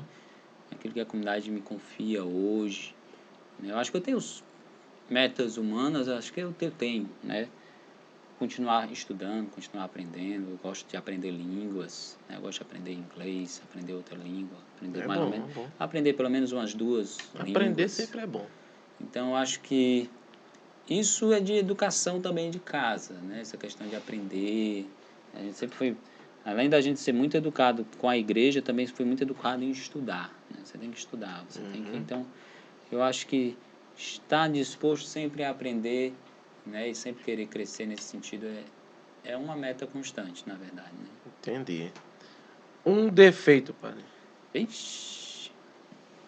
Eu acho que um defeito meu, que às vezes eu gosto de procrastinar. Eu acho que a nossa geração é uma geração que gosta muito de procrastinar, na verdade. E às vezes se perde um pouco, né? Eu tenho esse defeito também. A gente se perde muito nas realidades de hoje, né? Eu acho que ao mesmo tempo que a internet, que o celular, que o avanço da tecnologia, ele proporciona grandes bens, hoje também às vezes a gente fica meio perdido, né? Tanta informação, tanta coisa, às vezes acaba tanta informação, ao mesmo tempo que você tem aquele sonho de querer estudar, querer aprender mais, você pode acabar se perdendo em tanta informação, né? Eu acho que hoje, para mim, de forma pessoal, acaba assumindo para mim também essa questão da procrastinação. A gente tem que ter cuidado e é uma coisa que eu estou sempre observando, né? Me observando, e a gente tem que estar sempre se observando isso aí. Entendi. Uma qualidade agora. Uma qualidade, vou dizer, eu acho que descomplicar a vida. Eu acho que eu não gosto de uma vida pesada, uma vida estressante, cansativa. Eu gosto de descomplicar. Acho que eu sou uma pessoa descomplicada, né? Uma pessoa que faz o máximo possível para que a coisa fique simples e fique objetiva. Entendi. Então, acho que descomplicação é uma, né? É uma. Entendi. É isso. Chegamos aí ao Bendito fim do seja nosso Deus. Ping Pod. Padre, eu queria agradecer imensamente a vinda do senhor aqui. Para mim fico muito feliz em conhecer mais uma história, em conhecer também um pouco aí da caminhada do senhor e também sobre a comunidade Shalom, comunidade enorme aí que tem obras espalhadas pelo mundo inteiro. E para mim é muito gratificante. Eu gostaria de agradecer o senhor aí. Eu queria que o senhor deixasse um recado final para quem nos assiste, né? O senhor pode falar aí diretamente para quem nos assiste. Se eu quiser falar aí sobre a missão, se quiser fazer um convite para o pessoal conhecer, se eu fica à vontade, quiser deixar aí também um recado aí para essa Semana Santa que estamos vivendo, que é importantíssimo. Se bem que Não quando vai sair, ser né, na não Semana dá. Santa. Então o recado da Semana Santa não dá não. Mas o convite aí e um recado para quem nos assiste aí. Então, acho que eu Você pode ir. olho para aquela câmera. Agora é direto para os nossos Acho que o ouvintes. melhor recado que eu posso dar e que eu posso, né, convidar, na verdade, eu acho que é ser de santos. Né? Isso, Busquemos a santidade e busquemos a vontade de Deus, né? Acima de tudo. Eu acho que tenho vivido uma experiência nesses últimos tempos de reacender em meu coração. E reacender, eu convoco, eu motivo todo mundo a acender em seu coração desejo pela santidade, né? Saber que a santidade é possível. Busque a sua vocação. Busque ser santo naquilo que Deus te chama, né?